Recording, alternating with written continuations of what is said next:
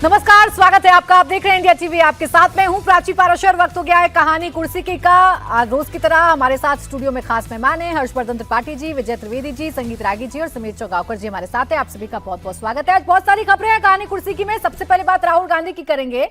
राहुल गांधी कैसे अब खुलकर अपनी पार्टी की लाइन और लेंथ तय कर रहे हैं और आज उन्होंने क्या नसीहत दी है ये मैं आपको बताने जा रही हूं। मुसलमानों को लेकर एक नसीहत राहुल गांधी ने दी। पार्टी की बैठक चल रही थी और कहा कि अगर मुसलमान पर अत्याचार होता है तो बिना किसी झिझक के अल्पसंख्यक समुदाय की जगह मुसलमान का नाम लीजिए।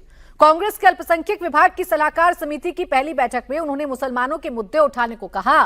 साथ ही राहुल ने इस बैठक में मध्यावधि चुनाव कराने की भी बात की। उन्होंने कहा कि चुनाव हो जाएंगे 6 महीने के भीतर ही, 1 साल में सरकार गिर जाएगी, ऐसा दावा राहुल गांधी कर रहे हैं।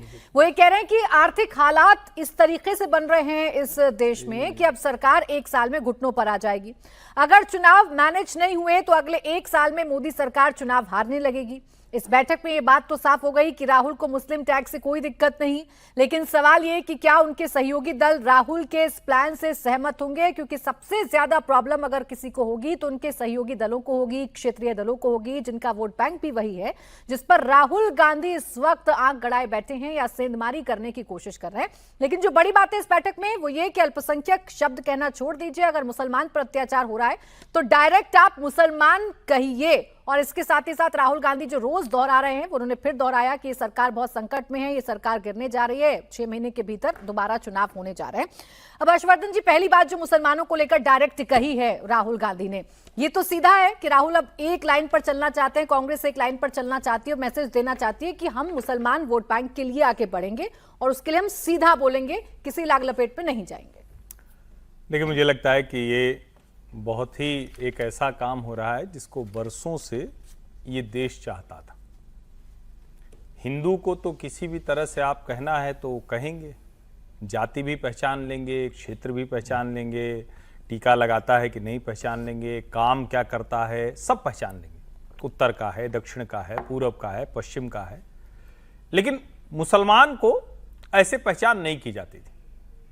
अच्छा है अगर स्वयं श्रीमान राहुल गांधी कांग्रेस पार्टी के जो भी कह लें विरासत को आगे ले जाने वाले, तो एक चीज होगी कि अब मुसलमान यानी अगर पीड़ित तो होगा तब भी मुसलमान कहा जाएगा और अगर कहीं पीड़ा देगा तब भी मुसलमान कहा जाएगा। एक पक्षी नहीं चलेगा ना। तो अब अगर आतंकवादी कोई होगा तो फिर वो भी कहा जाएगा। मतलब ये नहीं चलेगा ना कि आप अचानक कहेंगे कि अच्छा किसी एक जगह पर कहीं झगड़ा हो गया, मुसलमान है तो आप कहेंगे मुसलमान को पीड़ित कर दिया, और कहीं मुसलमान लाल किले पर धमाका कर देगा तो आप कहेंगे नहीं नहीं वो तो मुसलमान नहीं। दोनों नहीं चलेगा। अगर राहुल गांधी ने ये कहा है तो बड़ा अच्छा कर दिया है। दूसरा, आज के समय में मेरा यह मानना है कि ज्यादा स्पष्टता से ही चीजें ठीक की जा सकती हैं। अब आप अल्पसंख्यक कह लें या कुछ और कह लें और उसके अंत में आप हिंदू मुसलमान की ही बाइनरी पर चलें, तो उससे अच्छा है कि साफ साफ आप बात कीजिए, तो शायद उन समस्याओं पर भी बात हो पाएगी। और राहुल गांधी अगर ये कह रहे हैं तो इसको यूं समझना चाहिए, आपने कहा कि उनके सहयोगियों के लिए उस पर निशाना गड़ाए बैठे हैं। नहीं नहीं, निशाना गड़ाए नहीं बैठे, वो पूरी तरह से कब्जा के बैठे हैं। तेलंगाना, कर्नाटक से लेकर जो देश के हर हिस्से में पहुंचे हैं, वो एकमात्र नेता अगर कोई है इस देश में मुसलमानों का तो वो कांग्रेस पार्टी, राहुल गांधी, प्रियंका गांधी, और कोई नहीं है। और सारे लोग उसके जिसको कहते हैं ना कि वो सब वर्टिकल है, वो जो ऊपर बैठा हुआ है वो राहुल गांधी है। और मुझे लगता है कि राहुल गांधी की अच्छे से समझ में आ गया। अभी तो ताजा वो केरलम के मुख्यमंत्री पद पर अपने जो कांग्रेस का नेता है उसको बिठा कर आए। जो नेता वंदे मातरम पर खड़े होने को तैयार नहीं है, वीडी सतीशन, जो सबने वीडियो देखा उसको राहुल गांधी को अंत में याद आया तो उठाना पड़ा। तो उनको पता है कि हम मुस्लिम लीग के समर्थन से बने, देश का मुसलमान अगर हमारे साथ आ जाए तो हमको लाभ हो सकता है। तो ये स्पष्टता आ गई तो अच्छा है। अब साथी कितने अनकंफर्टेबल होंगे इस पर तो चर्चा करेंगे, लेकिन संगीत रागी जी, यहां से एक बात बड़ी स्पष्ट है कि 2 दिशा में अब राजनीति बढ़ रही है। एक दिशा है वो जो भारतीय जनता पार्टी की है, बीजेपी अपने वोट बैंक के लिए सीधा सीधा काम कर रही है और कांग्रेस अपने वोट बैंक के लिए अब सीधा सीधा काम कर रही है। अब इसमें कुछ छिपा हुआ नहीं है। अगर आपको मुसलमान वोट चाहिए तो राहुल गांधी यही कह रहे हैं, आप खुलकर कहिए कि हाँ हमें मुसलमान वोट चाहिए और मुसलमानों के खिलाफ अगर अत्याचार भी हो रहा है तो खुलकर कहिए। देखिए, राहुल गांधी ने एक बात बहुत अच्छी कही और वो कहा कि मुसलमानों को आप अल्पसंख्यक कहना बंद कीजिए। मुसलमान अल्पसंख्यक नहीं है। अल्पसंख्यक में के दायरे में, अल्पसंख्यक की परिभाषा में कोई और आता है। मुसलमान नहीं आता है, इसलिए आप मुस्लिम बात मुसलमानों को मुसलमान कह करके ही संबोधित कीजिए। यह अच्छी बात है। मुझे लगता है भारत सरकार को इस पे बारे में भी सोचना चाहिए और कम से कम भारतीय जनता पार्टी की जितनी भी सरकारें हैं, प्रदेश सरकारें, उनको ये तय करके घोषित कर देना चाहिए कि हम मुसलमानों को अल्पसंख्यक का दर्जा नहीं देंगे। ये सारी चाहे वो बंगाल के अंदर हो, चाहे वो आसाम के अंतर्गत हो, चाहे वो धामी का प्रदेश हो, चाहे मध्य प्रदेश हो, पहला काम भारतीय जनता पार्टी के सरकारों को चाहिए कि वो मुसलमानों को अल्पसंख्यक दर्जा देना बंद करें। और मैं ऐसा करने में उनको कठिनाई इसलिए भी नहीं होगी क्योंकि संविधान में कहीं भी अल्पसंख्यक की परिभाषा नहीं दी हुई है। एक समाज जो 33% है वो भी अल्पसंख्यक है, एक समाज जो है वो कहीं पर 40% है वो भी अल्पसंख्यक है। तो ये बंद हो जाना चाहिए, पहली बात। दूसरी बात, बहुत अच्छी बात है, प्रधान इन्होंने एंडोर्स कर दिया है।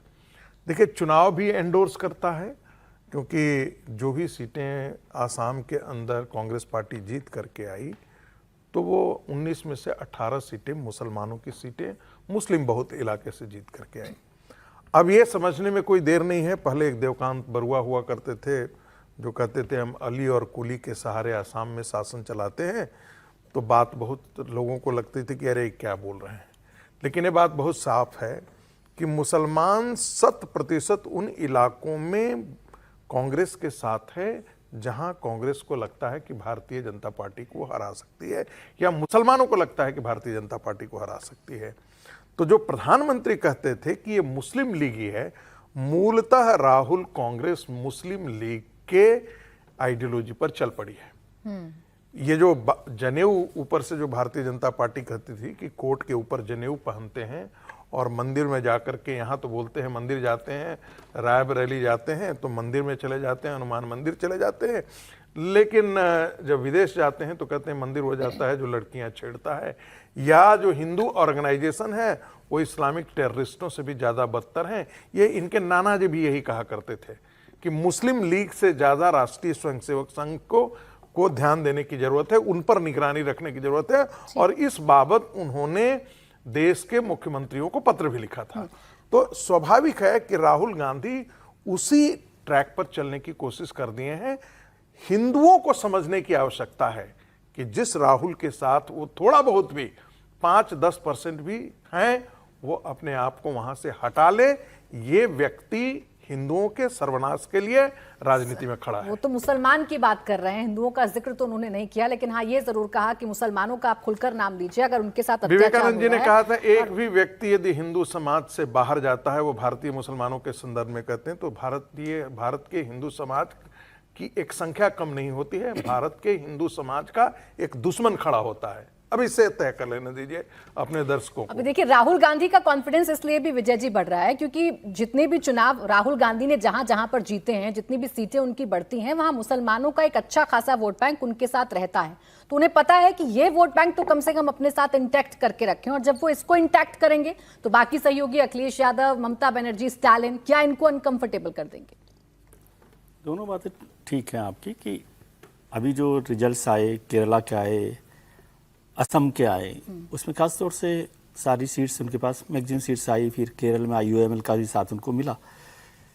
लेकिन इसमें आपत्तिजनक क्या, आपकी जो बात है वो ठीक है कि जो उनके सहयोगी दल हैं वो अनकंफर्टेबल होते हैं क्योंकि उनका वोट बैंक भी वो है। उनको लगता है कि मुसलमान उनके साथ खड़ा हुआ है। अब यदि कांग्रेस ही उनकी लीडर हो जाएगी तो फिर अखिलेश जी को भी परेशानी होगी, ममता जी को भी परेशानी होगी, और जो पार्टियां हैं उनको पार्टी को परेशानी होगी, जाहिर है। और इन चुनावों ने बताया कि वैसे बार बार बताया गया कि भाई मुसलमान जो है कांग्रेस पे ज़्यादा भरोसा करते हैं। यदि राष्ट्रीय स्तर पर जाएं तो वैसे होता है, क्षेत्रीय स्तर पर वो समझते हैं जो पार्टी बीजेपी को हरा सकती है उसको वो उसके साथ खड़े दिखाई देते। तो सहयोगी दलों के अनकंफर्टेबल होने की वजह अलग है, उनकी पॉलिटिकल वजह है। अब राहुल जी जो कह रहे हैं कि भाई मुसलमानों के लिए खुलकर खड़े होना चाहिए, तो इसमें क्या आपत्ति है? भारतीय जनता पार्टी तो उससे पहले खड़ी हो गई है। जब हिमंता बिस्वा शर्मा कहते हैं कि भाई मुसलमानों की 22 सीटों पे हमें खड़े ही नहीं होना, तो उन्होंने तो जल्दी पहचान कर ली थी कांग्रेस से भी पहले। और ये समझना, मैं ये एक बात समझनी चाहिए कि राहुल गांधी जो कह रहे हैं उस पर मैं नहीं जा रहा, लेकिन मुसलमानों को हमेशा हिंदुओं के खिलाफ समझना, या राहुल जी मुसलमानों के साथ खड़े हैं इसका मतलब वो हिंदुओं के खिलाफ खड़े हैं, फिर तो ऐसा भी समझना चाहिए कि जो लोग हिंदुओं के साथ खड़े हैं वो मुसलमानों के खिलाफ खड़े। दोनों ही बातें ठीक नहीं है। जो पार्टियां हिंदुओं के साथ खड़ी है क्या वो मुसलमानों के साथ खड़ी है? मुझे नहीं लगता। जो मुसलमानों के साथ खड़े हैं क्या वो हिंदुओं के खिलाफ खड़े? ऐसा भी मुझे नहीं लगता।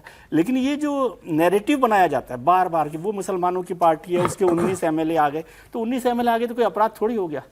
देश के संविधान ने उनको वोट का अधिकार दिया, उन्होंने जिसको पसंद किया उनको कर लिया।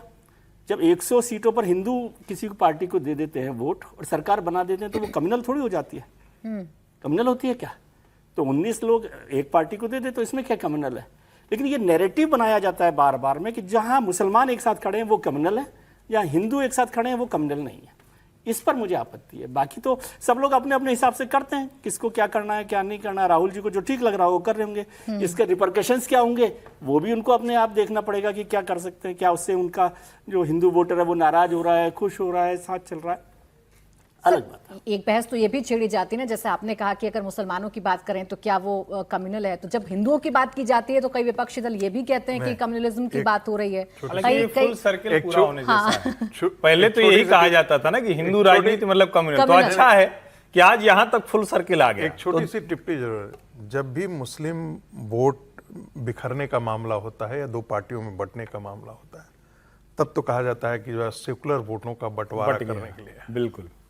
और जब हिंदू वोटों को कंसोलिडेट करने की बात होती है कहते हैं तो कहा कम्युनल जाता है पॉलिटिक्स। तो बड़ा कम्युनल पॉलिटिक्स है। एक दूसरी बात, कोई आपत्ति नहीं है, हम लोगों को आपत्ति करनी भी नहीं चाहिए। मुसलमान वोट देता है, कांग्रेस पार्टी को दे, लेकिन उसको समझने की एक बहुत आवश्यकता है। हम कहते हैं देश में विकास के नाम पर वोट करें, शिक्षा व्यवस्था के नाम पर वोट करें, हेल्थ के नाम पर।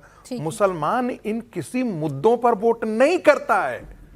मुसलमान सिर्फ दीन के नाम पर वोट करता है। हमारी आइडेंटिटी को बचाने वाला कांग्रेस पार्टी है, नहीं तो हम खतरे में पड़ जाएंगे। बीजेपी के खिलाफ वोट ये करता है, इंपॉर्टेंट बीजेपी नहीं चाहिए इसलिए कांग्रेस का भी साथ देता है और वो क्षेत्रीय दलों का भारतीय भी जनता साथ पार्टी देता के है। खिलाफ अब इसलिए करता है क्योंकि उसको लगता है ये हिंदुओं की पार्टी है। ठीक है। समीर जी, राहुल गांधी की यहाँ पर लाइन लेंथ एकदम तय है, और जो राहुल गांधी कह रहे हैं मुसलमानों से आगे बढ़कर भी उन्होंने बहुत सारी बातें कही हैं। फिर एक बार वो भविष्यवाणी कर रहे हैं, फिर एक बार जो उनकी मन की इच्छा है कि जैसे तैसे उनकी पार्टी सत्ता में आए, वो फिर से बता रहे हैं कि 6 महीने में हो जाएगा, 1 साल में हो जाएगा, ये सरकार लड़खड़ाने लगी है। अब देखिए अगर सब कुछ ठीक हुआ, चुनाव मैनेज नहीं किया तो हम चुनाव जीतने लग जाएंगे। क्या इन्हीं मुसलमान वोट बैंक के दम पर उनको लग रहा है कि हम जीत जाएंगे? देखिए, मुझे लगता है कि जब भी कांग्रेस और गांधी परिवार को चुनावी संघर्ष करना पड़ा तो मुसलमानों ने उनका बहुत अच्छा साथ दिया है। राहुल गांधी जब लग रहा था कि अमेठी से हारेंगे तो वायनाड चले गए, तो मुस्लिम वोटों के दम पर वो वायनाड जीत जाते हैं। प्रियंका गांधी को चुनाव जितवाना था तो उनको लगा तो वायनाड भेजा गया और वायनाड से वो चुनाव जीती। और अगर अभी 5 राज्यों का अगर चुनाव में प्रदर्शन देखेंगे कांग्रेस का, तो कांग्रेस को ये लगता है कि भाई वो आसाम में मुस्लिम लोगों ने एक बड़ा उनको वहाँ पर वोट बैंक समर्थन किया। भले सीटें बहुत ज़्यादा नहीं आई, लेकिन जो वोट मिला है वो मुसलमानों का वोट मिला है। पश्चिम बंगाल में भी उनके जो 2 विधायक आए वो मुस्लिम वोट के दम पर जीत कर आए। और इसके अलावा केरल में तो जिस तरीके से मुस्लिम ने उनको एक तरफा वोट किया है, उसके आधार पर अब जो सरकार देखेंगे आप, तो उसमें 1/4 मंत्री तो मुसलमान बनाए गए हैं सतीशन के मंत्रालय के अंदर। तो राहुल गांधी को लग रहा है कि भाई अब हिंदुत्व का जो वोटर है, हिंदू बड़ा वोटर है, वो लगभग कांग्रेस से दूर होता चला जा रहा है। वो कांग्रेस को वोट नहीं करता है। बहुत कम वोटर बचे जो कांग्रेस के साथ जुड़े हुए हैं, और वो भी धीरे धीरे कांग्रेस से दूर हो रहे हैं। तो राहुल गांधी को लग रहा है कि भाई आने वाले उत्तर प्रदेश का चुनाव हो और जो बड़ा चुनाव होने वाला है, अभी 10 महीने बाद वहाँ चुनाव है, तो उन्हें लगता है कि भाई मुस्लिम वोट जो है वो अगर पूरे देश में कांग्रेस के साथ जुड़ेंगे और हिंदुओं का कुछ वोट जो उनके साथ ऑलरेडी जुड़ा है, तो वो मिक्स होकर वो इस ताकत में आ जाएंगे कि वो केंद्र के अंदर एक ताकत के रूप में उभर सके। तो वो चाहते हैं कि मुसलमानों का जो वोट जो अखिलेश यादव में बढ़ता है, जो बिहार में तेजस्वी यादव में बढ़ता है, जो महाराष्ट्र में शरद पवार और अन्य लोगों में बढ़ता है, साउथ में दूसरे दक्षिण की पार्टी में बढ़ जाता है, वो कहीं बटे नहीं।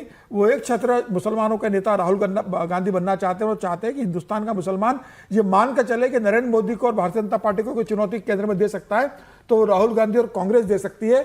ऐसी स्थिति में सारे मुसलमान राज्य के क्षेत्रीय दलों को छोड़कर कांग्रेस की ओर देखें और कांग्रेस को एक वोट करेंगे तो वो अपना हाथ मजबूत करेंगे। तो मुझे लग रहा है कि राहुल गांधी को सिर्फ ये कहने से काम नहीं चलेगा। ऐसी स्थिति में राहुल गांधी को तेलंगाना में अगर किसी मुसलमान को मुख्यमंत्री बना देते तो राहुल की बात ज्यादा बढ़ी जाती। राहुल गांधी अगर केरल में किसी मुसलमान को मुख्यमंत्री बना देते तो राहुल गांधी की बात में दम आता। राहुल गांधी को अगर अपनी बात को ज्यादा ताकत देनी है तो वो मल्लिकार्जुन खड़गे की जगह कि मुसलमान को प्रदेश राष्ट्रीय अध्यक्ष बना दे, तो ज्यादा बड़ा मैसेज जाएगा देश के मुसलमानों के लिए कि भाई कांग्रेस ने राष्ट्रीय अध्यक्ष मुसलमान बना दिया। और राहुल गांधी को अगर और जरा समर्थन चाहिए तो राहुल गांधी विपक्ष का नेता भी किसी मुसलमान लीडर को बना दे पार्टी के अंदर, तो मुझे लग रहा है कि बहुत बड़ा मैसेज वो देंगे। और फिर मुसलमान भी सोचेंगे कि भाई जब राहुल गांधी विपक्ष का नेता मुसलमान को बना सकते हैं, पार्टी का राष्ट्रीय अध्यक्ष मुसलमान को बना सकते हैं, केरल और तेलंगाना में किसी मुसलमान को वो वहां का मुख्यमंत्री बना सकते हैं। तो अब राहुल गांधी जो जिन्ना की जो पार्टी है वास्तविक रूप से उसमें आ रही है, और ये हमारे मुस्लिम नेता है, भले ही अपने आप को सर पद देंगे या नहीं देंगे ये बात तो एक अलग विषय है। पद पर वो क्या चर्चा करेंगे, देंगे किसी को, बिठाएंगे कि नहीं बिठाएंगे, तो खैर उनकी पार्टी सोचेगी। लेकिन मुद्दों को कैसे उठाया जा रहा है, बस एक खबर बता दूं सर, मुद्दों को कैसे उठाया जाता है और मुसलमान से जुड़े हुए जितने भी मुद्दे हैं उनको किस तरीके से उठाया जाता है, ये अब आपको बताते हैं। बंगाल में बकरीद पर बवाल मचा हुआ है। बंगाल में शपथ लेते हुए शुवेंदु अधिकारी ने साफ कर दिया था कि खुले में कुर्बानी की इजाजत नहीं दी जाएगी। साथ ही सरकार ने गायों की कुर्बानी पर भी रोक लगा दी। अब बंगाल सरकार ने बकरीद पर 2 दिन की जगह केवल 1 दिन की छुट्टी का ऐलान किया है। तो शुवेंदु अधिकारी के तेवरों को देखते हुए हुमायूं कबीर के तेवर अब ढीले हो गए हैं। 2 दिन पहले तक हुमायूं कबीर कह रहे थे कि कुर्बानी तो होकर रहेगी, लेकिन अब गौ माता की कुर्बानी नहीं देने की अपील हुमायूं कबीर करने लगे।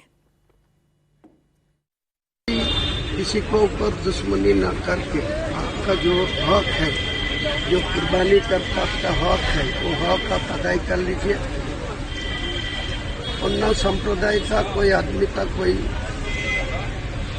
कुछ परेशानी नहीं होना चाहिए। अपना ख्याल से, अपना बुद्धि से, अपना ध्यान से एक कुर्बानी करने के लिए मैं अपील कर रहा हूँ और इज्जत कर रहा है। वेस्ट बंगाल गवर्नमेंट का जो 1950 का रूल्स जो प्रयोग किया उनको सम्मान करके अब अगले दिन चलेगी। कोई गौ माता को हत्या करने का आईन सिद्ध होगी तो अगले दिन नहीं उनको सम्मान करेगी।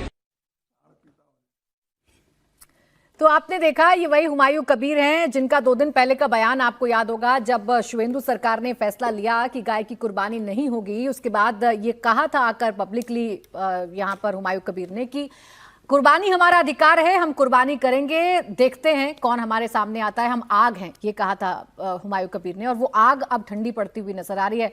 हर्षवर्धन जी, क्या बदल गया 2 दिन के भीतर ऐसा कि पहले अपने अधिकार की बात कर रहे थे और आज कह रहे हैं नहीं, गाय तो हमारी माता है? देखिए, अगर भारत के तय विमर्श जो बुद्धिजीवियों का विमर्श है उसके आधार पर देखें तो बंगाल में अभी तक एक सेकुलर सरकार थी सो कॉल्ड, अब आ गई है कम्युनल सरकार। और कम्युनल सरकार के आते ही जितने ये गुंडागर्दी करने वाले, रिलीजन मजहब के आधार पर ऊटपटांग बोलने वाले, सब एकदम राइट टाइम हो गए। तो बदला यही है कि वो सो कॉल्ड सेकुलर से सो कॉल्ड कम्युनल सरकार आ गई। इसका मतलब क्या हुआ? इसका मतलब ये हुआ कि कानून व्यवस्था को लागू ममता जी भी करा सकती थी। बंगाल में गायों का कटना ममता जी भी रोक सकती थी। कांग्रेस, कम्युनिस्ट और ममता जी जो लंबे समय से एक विशेष प्रोविजन करके और कुर्बानी, वो भी सार्वजनिक स्थान पर, सोचिए जरा, ठीक है आपको है तो आप अपने मजहब के लिहाज से करिए, लेकिन सार्वजनिक स्थान पर इस तरह का काटना, खून खराबा करना, कोई भी हो वो कहेगा कि हमारा बकरा है भाई, हम काटें, आपसे क्या लेना। बदला यही है। और ये सिर्फ बंगाल में नहीं बदला है, बंगाल में बहुत बाद में बदला है। मतलब 1 दशक से अधिक लग गए इसको बदलते बदलते हाल के वर्षों में। लेकिन ये जो 1-1.25 दशक बाद बदला है वो एक लाइन की बात कह रहा है, सही मायने में अब संविधान लागू हो रहा है। सही मायने में संविधान की भावना के साथ अब जा रहा है। बदल गया। फालता में जहांगीर भी बदल गया। नहीं, वो तो बेचारा, वो तो भला आदमी, वो तो कह रहा हम विकास के साथ जाएंगे। कल तक जो बता रहा था पांव पांव चलेंगे तो सीआरपीएफ हवा में उड़ जाएगी, वो आज कह रहा है कि हम तो विकसित फालता के सपने के साथ आगे बढ़ेंगे।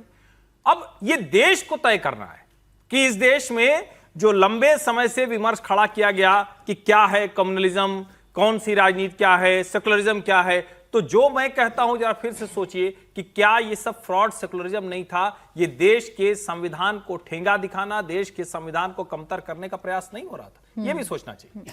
अभी तो शुवेंदु सरकार, विजय जी, जितने भी फैसले ले रही है उन तमाम फैसलों पर यही आरोप लगाए जा रहे हैं कि ये तो मुसलमानों को परेशान करने वाला है, ये तो मुसलमानों को टारगेट करने वाला है। चाहे खुले में नमाज ना पढ़ने की इजाजत देना हो, चाहे कुर्बानी को लेकर पाबंदी लगाना हो, ये सारे फैसले ले रही है शुवेंदु सरकार और इस बात की चिंता नहीं कर रही है कि विपक्ष क्या कह रहा है, जैसा हमने यूपी में भी देखा है। ये तो हुमायूं कबीर भी कह रहे हैं कि नहीं है ऐसा। तो सोचिए क्या, देखिए शुरुआत में ऐसा होता ही है जब भी सरकारें बदलती हैं और बहुत लंबे समय बाद बदलती हैं और कोई एक बड़े विचार के बाद बदलती हैं कि भाई एक पार्टी का एक विचार है, दूसरी पार्टी का विचार है, तो थोड़ी सी टेंशन्स होती हैं। लेकिन इस पर हमेशा ही चर्चा हुई कि सार्वजनिक जो कुर्बानी है उसको देश भर में भी अब मेरे ख्याल से 90% जगह नहीं होता, कोई भी इस पर काम नहीं कर रहा। और गौ हत्या को लेकर या गाय की कुर्बानी को लेकर भी कहीं भी देश भर में ऐसी बात नहीं है। हुमायूं कबीर साहब को भी समझ में आ गई है, तो अच्छी बात है। लेकिन इसको लेकर टेंशन बनाया जाए या इसको जीत हार के तौर पे देखा जाए, मैं नहीं समझता कि ठीक है। बेहतर काम कर रहे हैं, शुभेंदु सरकार भी कर रही है। हालांकि मैं तो अब भी कह रहा हूँ कि शुभेंदु सरकार की जो प्रायोरिटीज़ हैं उस पर काम करे, बंगाल के डेवलपमेंट पर वो काम करे। ये सब पॉलिटिकल मैसेजिंग है। अभी बंगाल की मैसेजिंग पर काम करना उनको बाकी है। और मैं यूँ भी नहीं समझ रहा कोई बहुत जल्दी नहीं है, अभी तो 3 दिन हुए हैं, तो मैं ये सोचूँ कि कल इंडस्ट्रियलाइजेशन हो जाएगा और सरकार काम करेगी। लेकिन उस प्रायोरिटी पर काम करे, पॉलिटिकल मैसेजिंग से ज़्यादा। पॉलिटिकल मैसेजिंग भी जरूरी होती है, सरकार आती है तो वो दिखाने के लिए होता है कि भाई उनका क्या सोच है, क्या रुआब है, वो ठीक है। लेकिन अब उससे आगे निकलकर बंगाल ने जिस वजह से वोट दिया है उस पर भी काम करे। और वो दिया है कि नहीं दिया, लेकिन इंडस्ट्रियलाइजेशन मुझे लगता है पिछले 30-40 साल में जो खत्म हुआ है, जो बंगाल खत्म हुआ है, जो कलकत्ता खत्म हुआ है, उस पर शुभेंदु सरकार काम करेगी तो वो बहुत लंबे समय तक चलेगी। पॉलिटिकल मैसेजिंग बहुत लंबे समय तक नहीं चलती, उसका एक वो होता है सैचुरेशन पॉइंट, बहुत जल्दी आ जाता है। अब देखिए, सिर्फ पश्चिम बंगाल ही नहीं बल्कि देश के बाकी जगहों पर भी बकरीद को लेकर जिस तरीके से फैसले या जो सख्ती बरती जा रही है वो भी आपको बता देते हैं। बंगाल ही नहीं, उत्तर प्रदेश और उत्तराखंड में भी ऐसी ही कार्रवाई इस वक्त हो रही है। सार्वजनिक जगहों पर कुर्बानी पर रोक लगी हुई है। यूपी के सीएम योगी ने साफ कर दिया है कि सड़कों पर नमाज की इजाजत नहीं होगी। उन्होंने ये भी साफ किया है कि अगर लोग ज्यादा हैं तो शिफ्ट में नमाज पढ़ी जाए। वहीं उत्तराखंड सरकार ने भी साफ कर दिया है कि बकरी ईद पर मस्जिदों, ईदगाहों और निर्धारित स्थानों पर ही नमाज पढ़ी जा सकती है। सड़कों पर नमाज पढ़ने पर कार्रवाई होगी। उत्तराखंड हाईकोर्ट ने पहले ही सार्वजनिक जगहों पर कुर्बानी पर रोक लगा रखी है। तो सिर्फ पश्चिम बंगाल की बात नहीं है, उत्तर प्रदेश में तो ये हो ही रहा था। उत्तर प्रदेश में सबसे ज्यादा योगी विरोधियों के निशाने पर इन्हीं बातों को लेकर रहते हैं। उत्तराखंड में भी ऐसा ही हो रहा है कि सार्वजनिक जगह पर कुर्बानी पर रोक लगाई गई है और जो समर्थन है वो हाईकोर्ट की तरफ से भी मिल रहा है। हाईकोर्ट भी ये कह रहा है कि सार्वजनिक जगहों पर कुर्बानी पर रोक लगनी चाहिए।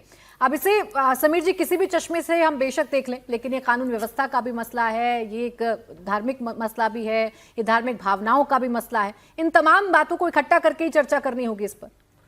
निश्चित रूप से देखिए, सरकार किसी भी धार्मिक व्यक्ति की धार्मिक भावनाओं को आहत नहीं करना चाहती, लेकिन मुझे लगता है कि समुदाय विशेष को समझना चाहिए कि सरकार ही हर बार कठोर और सख्त आदेश क्यों जारी करे। वो खुद अपनी एक सामाजिक जिम्मेदारी समझे और उसको यह सुनिश्चित करे कि भाई सार्वजनिक जगह पर इस तरह की गतिविधि नहीं होगी जो किसी दूसरे समुदाय को आहत करती हो या कानून के लिए समस्या खड़ी करती हो या किसी को चुड़ाने वाली स्थिति हो।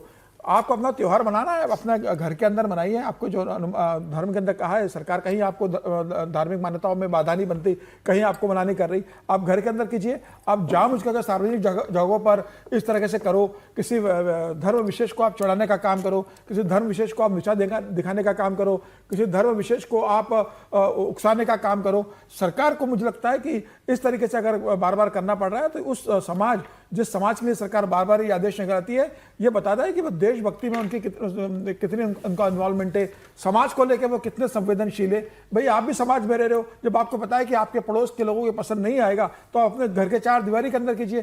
क्यों आपको हर चीज सार्वजनिक जगह पर करना है? क्यों आपको नमाज सड़कों पर ही पढ़ना है? जब है कि आप अंदर पढ़िए तो आप क्यों सड़कों पर जाम पढ़ के ट्रैफिक जाम करते हो? योगी जी ने बहुत स्पष्ट कहा ना कि भाई सड़कें चलने के लिए होते हैं, लोगों के आने जाने के लिए, आवागमन के लिए होती है, वहां नमाज पढ़ने के लिए अनुमति नहीं है। उत्तर प्रदेश के अंदर बंद हो गई है। क्यों बंगाल के अंदर ममता बनर्जी इसको बंद नहीं कर पाई?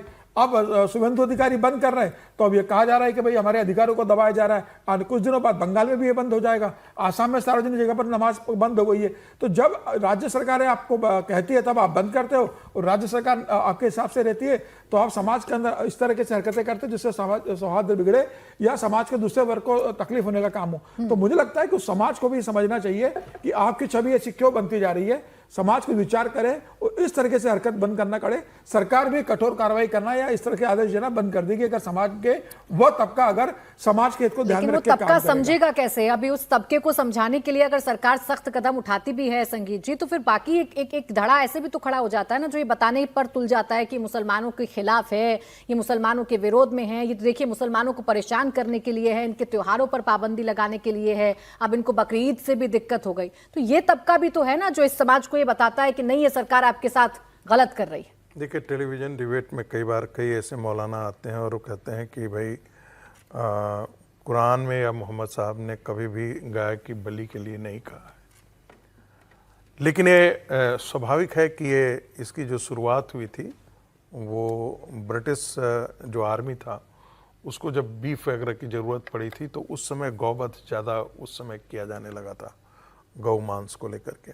चूँकि उनको कंटेनर में आने से उधर ब्रिटेन से या और पश्चिमी देशों से कंटेनर में आने में मांस सड़ जाते थे, तो यहाँ उन्होंने प्रमोट किया और ये दोनों काम उनको लगा कि इससे हिंदू मुसलमानों के बीच में डिवाइड भी होगा और हमें मांस की प्रचुरता भी आसानी से अवेलेबल हो जाएगा। एक तो ये तर्क है दिया जाता है इसके लिए। दूसरी बात, देखिए, बंगाल के मैंडेट को हम हमेशा बाइनरी में देखने की कोशिश कर रहे हैं कि भाई शुभेंदु यदि कह रहे हैं कि आप सार्वजनिक जगहों पर नमाज मत पढ़िए, सार्वजनिक जगहों पर आप बलि मत दीजिए, तो ये पॉलिटिकल मैसेजिंग है और पॉलिटिकल मैसेजिंग मैं इसे पॉलिटिकल मैसेजिंग नहीं वो समझ रहा हूँ। और बाइनरी में देखने की बात हमको छोड़नी चाहिए, क्योंकि हमेशा बात की जाती है भाई राम मंदिर, अरे उसकी जगह आप डेवलपमेंट पर बात कीजिए। नहीं, दोनों साथ साथ चलनी चाहिए। भाई डेवलपमेंट भी होना चाहिए। जब शुभेंदु अधिकारी यहाँ पर आए, दिल्ली आए, तो 34,000 करोड़ रुपया लेकर के जल संसाधनों को बंगाल के अंदर विकसित करने के लिए 34,000 करोड़ रुपया का आश्वासन लेकर के भी गए। तो स्वाभाविक है कि पीने की पानी की सुविधा, जलाशयों के बेहतर प्रबंधन इत्यादि को लेकर के भी वो 34,000 करोड़ रुपए उनको दिए होंगे सरकार ने। फिर ऊर्जा सुरक्षा को लेकर के भी आश्वासन भारत सरकार की तरफ से उनको मिला है। तो कई ऐसी चीज़ों पर है जो डेवलपमेंट का प्रोजेक्ट, लेकिन साथ साथ जिसको हम कह रहे हैं मन बढ़ुआ हो जाना जी, मन बढ़ुआ हो जाना समाज ये है जो कहता है कि से हम जो हम चाहते हैं वही करेंगे, हम वंदे मातरम नहीं गाएंगे, हम जो है वो संस्कृत का विरोध करेंगे, तुम एनआरसी लाओगे तो हम सड़कों पर दंगा करेंगे, यदि कार्टून किसी प्रॉफिट के साहब के कार्टून यदि स्वीडन में भी छपता है तो हम कलकत्ता की सड़कों पर दंगा करेंगे, हम यहाँ आतंक मचा देंगे, हम बांग्लादेश बॉर्डर पर हम गाय का व्यवसाय करेंगे ही करेंगे, गाय काटेंगे ही काटेंगे। सर, इसी मनमानी को रोकने की होते हुए भी आप बांग्लादेश बॉर्डर के बारे में आप बात कीजिएगा तब आपको पता लगेगा। बात एक बार फिर से बंगाल की करेंगे, जहां नई सरकार आने के बाद शुभेंदु के हर फैसले पर सवाल खड़े हो रहे हैं और अब टीएमसी की भी फाइल खुल रही है। धनाधन आदेश जारी हो रहे हैं तो उनके सरकार के कार्यकाल में हुए कामकाज पर भी हथौड़ा चल रहा है। ताजा एक्शन कोलकाता में हुआ, जहां विधाननगर के सॉल्ट लेक स्टेडियम के वीआईपी गेट के बाहर लगी विचित्र फुटबॉल वाले स्टैच्यू को हटा दिया गया है। इस स्टैच्यू को 2017 में फीफा अंडर 17 वर्ल्ड कप से पहले वीआईपी गेट पर लगाया गया था। खुद ममता ने इसको डिजाइन किया था। इस स्टैच्यू का बिना धड़ का होना लोगों को खटकता था। इस पर धड़ की जगह फुटबॉल लगा था, जबकि इसके नीचे 2 बूट पर फुटबॉल लगे थे। खेल प्रेमी इसे स्तरीय नहीं मान रहे थे। कुछ दिन पहले नए खेल मंत्री निशित प्रमाणिक ने इस मूर्ति को विचित्र और भद्दी बताते हुए इसे हटाने का ऐलान किया था और अब इस पर अमल भी हो गया है। अब जल्द ही इसकी जगह नया स्टैच्यू भी लगाया जा सकता है। तो अब देखिए, इसे ऐसे भी देखा जा सकता है कि क्या जितने भी फैसले ममता सरकार की तरफ से लिए गए थे उन तमाम फैसलों पर ये सरकार अब उन फैसलों की फाइल खोल रही है। क्या सिर्फ एक मूर्तिगिरी है या इसके अलावा भी बाकी जो काम ममता बनर्जी कर रही थी उसको भी ये सरकार रिवर्स कर सकती है? ये जरूर सवाल पूछे जाने लगे हैं, क्योंकि ये मूर्ति अब हट गई है। तस्वीर आप देखिए, मूर्ति पूरी तरीके से हटा दी गई है। इस मूर्ति को लेकर कई प्रश्न थे और ये मूर्ति हर्षवर्धन जी बड़ी करीब थी ममता बनर्जी के, उन्होंने इसको डिजाइन किया था। इसका गिरना क्या मैसेजिंग है? नहीं, मुझे लगता है कि जब ममता जी की सत्ता चली गई तो इस तरह की मूर्तियों के गिरने का तो कुछ बचा रह नहीं जाता है। और आपने जब ब्रेक पर जाने से पहले एक लाइन कही कि ममता बनर्जी की उन चीज़ों को चुन चुन कटा, मैं इसको ऐसे नहीं देखता हूँ। जिस एजेंडे पर सरकार चुनी गई है वो काम शुभेंदु अधिकारी कर रहे हैं। ममता बनर्जी जो कर रही थी उसको जनता पसंद नहीं कर रही थी और इसलिए ये शुभेंदु अधिकारी का पॉलिटिकल मैंडेट है, नैतिक जिम्मेदारी है कि जो ममता बनर्जी कर रही थी उसको रिवर्स किया जाए, रिवर्स मतलब हमेशा वही नहीं होता है कि उसको उलट देना या तोड़ देना या हटा देना, ये नहीं। रिवर्स मतलब जनता जो चाहती थी और जो नहीं हो पा रहा था उसको करना। उसमें कई बार मैसेजिंग के लिए भी कुछ चीजें होती है, कई बार मैसेजिंग अपने आप हो जाती है और कई बार थोड़ा जानबूझकर भी कराई जाती है। दोनों काम उसमें शामिल होते हैं। अब जानबूझकर हुई है या कैसे कराई गई, ये थोड़ा आप उसको अलग तरह से देखें, लेकिन निश्चित तौर पर शुभेंदु अधिकारी ये चाहेंगे कि अगले 5 सालों में जो ये हर दिन बीतेगा उसमें ममता जी के एक एक जो काम है या उसकी निशानियां हैं वो समाप्त हो और शुभेंदु की स्टैंपिंग, भारतीय जनता पार्टी की स्टैंपिंग वो होती हुई दिखे। और मुझे उसमें कोई संदेह नहीं कि होगा, क्योंकि शुभेंदु अधिकारी उस तरह वाले नहीं है कि आराम से सोचेंगे करेंगे, वो नहीं दिख रहे। उनको पता है कि बड़ी तेजी में सब काम करना है, तो वो स्टेप बाय स्टेप उनका प्लान पूरा तैयार है। और पता नहीं इस बार किसी ने अभी तक क्यों नहीं कहा, वरना तो पहले दिन आ जाता है मोदी सरकार में हर किसी का 100 डेज एजेंडा। तो वो भले ही उस तरह से ना आया हो, लेकिन उस 100 डेज में ये सब शामिल है। ये काम तो तेजी से कर ही रहे हैं। आज भी टीएमसी के एक दफ्तर पर बुलडोजर चला है और बड़ी बात है कि वो बुलडोजर उस व्यक्ति ने चलाया है जिस व्यक्ति की वो जमीन थी जिस पर टीएमसी ने कब्जा कर लिया था। तो ऐसे करके बंगाल में काम तो हो ही रहे, शुभेंदु काम कर ही रहे हैं। अब उस पर सवाल विपक्ष उठाए, टीएमसी पूछे, वो उनका अधिकार है। बात बिहार की भी कर लेंगे। बिहार के सीएम सम्राट चौधरी को लेकर इस वक्त काफी चर्चाएं हो रही हैं। उनका एक बयान इस वक्त हॉट टॉपिक बना हुआ है। पहले एनकाउंटर के मुद्दे पर सम्राट चौधरी ने विपक्ष को घेरने की कोशिश की, हरे गमछे का मुद्दा उछालकर विपक्ष को बैकफुट पर लाने की कोशिश की।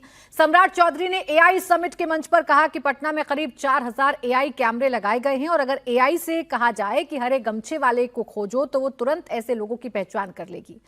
इस पर घमासान मच गया है। तेजस्वी यादव ने पलटवार करते हुए कहा कि सीएम सम्राट चौधरी की सोच क्या है, ये उनका बयान बताता है। तेजस्वी की बहन रोहिणी आचार्य ने लंबा चौड़ा पोस्ट लिखते हुए सीएम सम्राट चौधरी पर जमकर निशाना साधा और लिखा कि कौन एफिडेविट को हाफिडेविट बोलता है ये भी एआई बता देगा। रोहिणी आचार्य ने लंबा चौड़ा एक पोस्ट लिखा है और कहा है कि एआई तो बहुत कुछ बता देगा, एआई तो आपकी डिग्री के बारे में भी बता देगा। तो ये तमाम बातें क्या सम्राट चौधरी एआई से पूछेंगे, ये रोहिणी आचार्य ने सवाल पूछते हैं। तेजस्वी यादव भी नाराज हो गए हैं और सम्राट चौधरी के इस बयान की चर्चा बिहार में खूब हो रही है। अब इस नाराजगी के पीछे की वजह विजय जी क्या समझ में आती है? एआई की बात करते करते अगर कह रहे हैं यहाँ पर सम्राट चौधरी हरे रंग को, हालांकि उन्होंने चूंकि स्पेसिफाई कर दिया इसलिए उस पर इतना ज्यादा गुस्सा है। मैं सर आ रही हूँ आपके पास, बस सुनवा देते हैं क्या कहा उन्होंने। मान लीजिए पटना में लगभग 4000 सीसीटीवी कैमरा लगा है और यदि एक बार हरे गमछे वाले को पकड़ना है और एक बार खाली कह दीजिए आई को कि हरा गमछा वाले को खोजिए, तो कितना जल्दी पकड़ा जाएगा? पकड़ा जाएगा कि नहीं पकड़ा जाएगा? तो मैं किसी के तरफ इशारा नहीं कर रहा हूं, लेकिन मेरे लिए अपराधी का जात नहीं है साथियों, ये ध्यान रखिएगा। अरे अपराधी को अपराधी की तरह ट्रीट करना है, कहीं कुछ नहीं। किसी जाति किसी धर्म का हो, यदि बिहार के प्रशासनिक व्यवस्था से कोई छेड़छाड़ करता है तो उसके लिए कोई जात नहीं है, कोई धर्म नहीं है। एकदम स्पष्ट रहिए, रूल ऑफ लॉ स्थापित करना है। सरकार के पास पैसा नहीं है कुछ करने के लिए, खजाना खाली है। हमने पहले भी बोला था कि भाई जो आप लोगों ने महिलाओं को जो वादा किया था दूसरी किस्त देने का वो कब दीजिएगा, पेंशन कब दीजिएगा, बिजली की दरें आप बढ़ा रहे हैं, आपने लोगों को धोखा दिया है।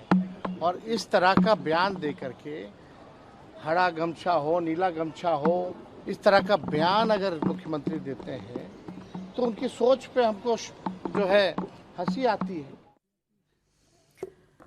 अब सम्राट चौधरी ने भगवा गमछा पहन रखा था और वो बात हरे गमछे की कर रहे थे, और जब हरे गमछे की बात कर रहे थे तो तेजस्वी यादव इस पर प्रतिक्रिया भी दे रहे हैं। विजय जी देखिए, आर्टिफिशियल इंटेलिजेंस पर एक तो ये समझे, अभी हिंदुस्तान के और दुनिया के बड़े एक इकोनॉमिस्ट हैं, उनका कि आर्टिफिशियल इंटेलिजेंस पे भारत बहुत पीछे रह गया है।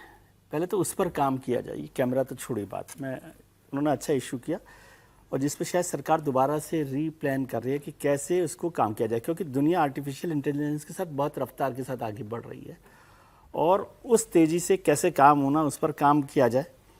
सरकार को भी और देश को भी, देश में भी बहुत सारे लोग लगे हुए हैं, लेकिन अभी एआई पर हम बहुत पीछे हैं। वो तो एक बड़ा इशू है, गंभीर इशू है।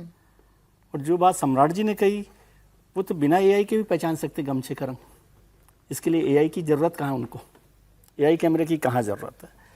ये भी एक कोई पॉलिटिकल मैसेजिंग है, इसको बहुत मैं गंभीरता से नहीं लेता। बीजेपी के या कुछ और जो नेता हैं वो इस तरह की बात करते रहते हैं, उनको भी अच्छा लगता है, उनके जो भक्त लोग हैं उनको उससे ज़्यादा अच्छा लगता है, तो चलता रहता है। मैं कोई इसमें बहुत इतना गंभीरता से नहीं लेता। पॉलिटिकल लीडर्स कुछ ना कुछ बोलते रहते, कुछ ना कुछ करते रहते, इसलिए उन्होंने भी रिएक्ट कर दिया, रोहिणी जी ने भी कर दिया। अब रोहिणी जी पर बात होगी तो कुछ और बातें निकल कर आएंगी। इसको मैं बहुत सीरियस इशू के तौर पर नहीं देखता।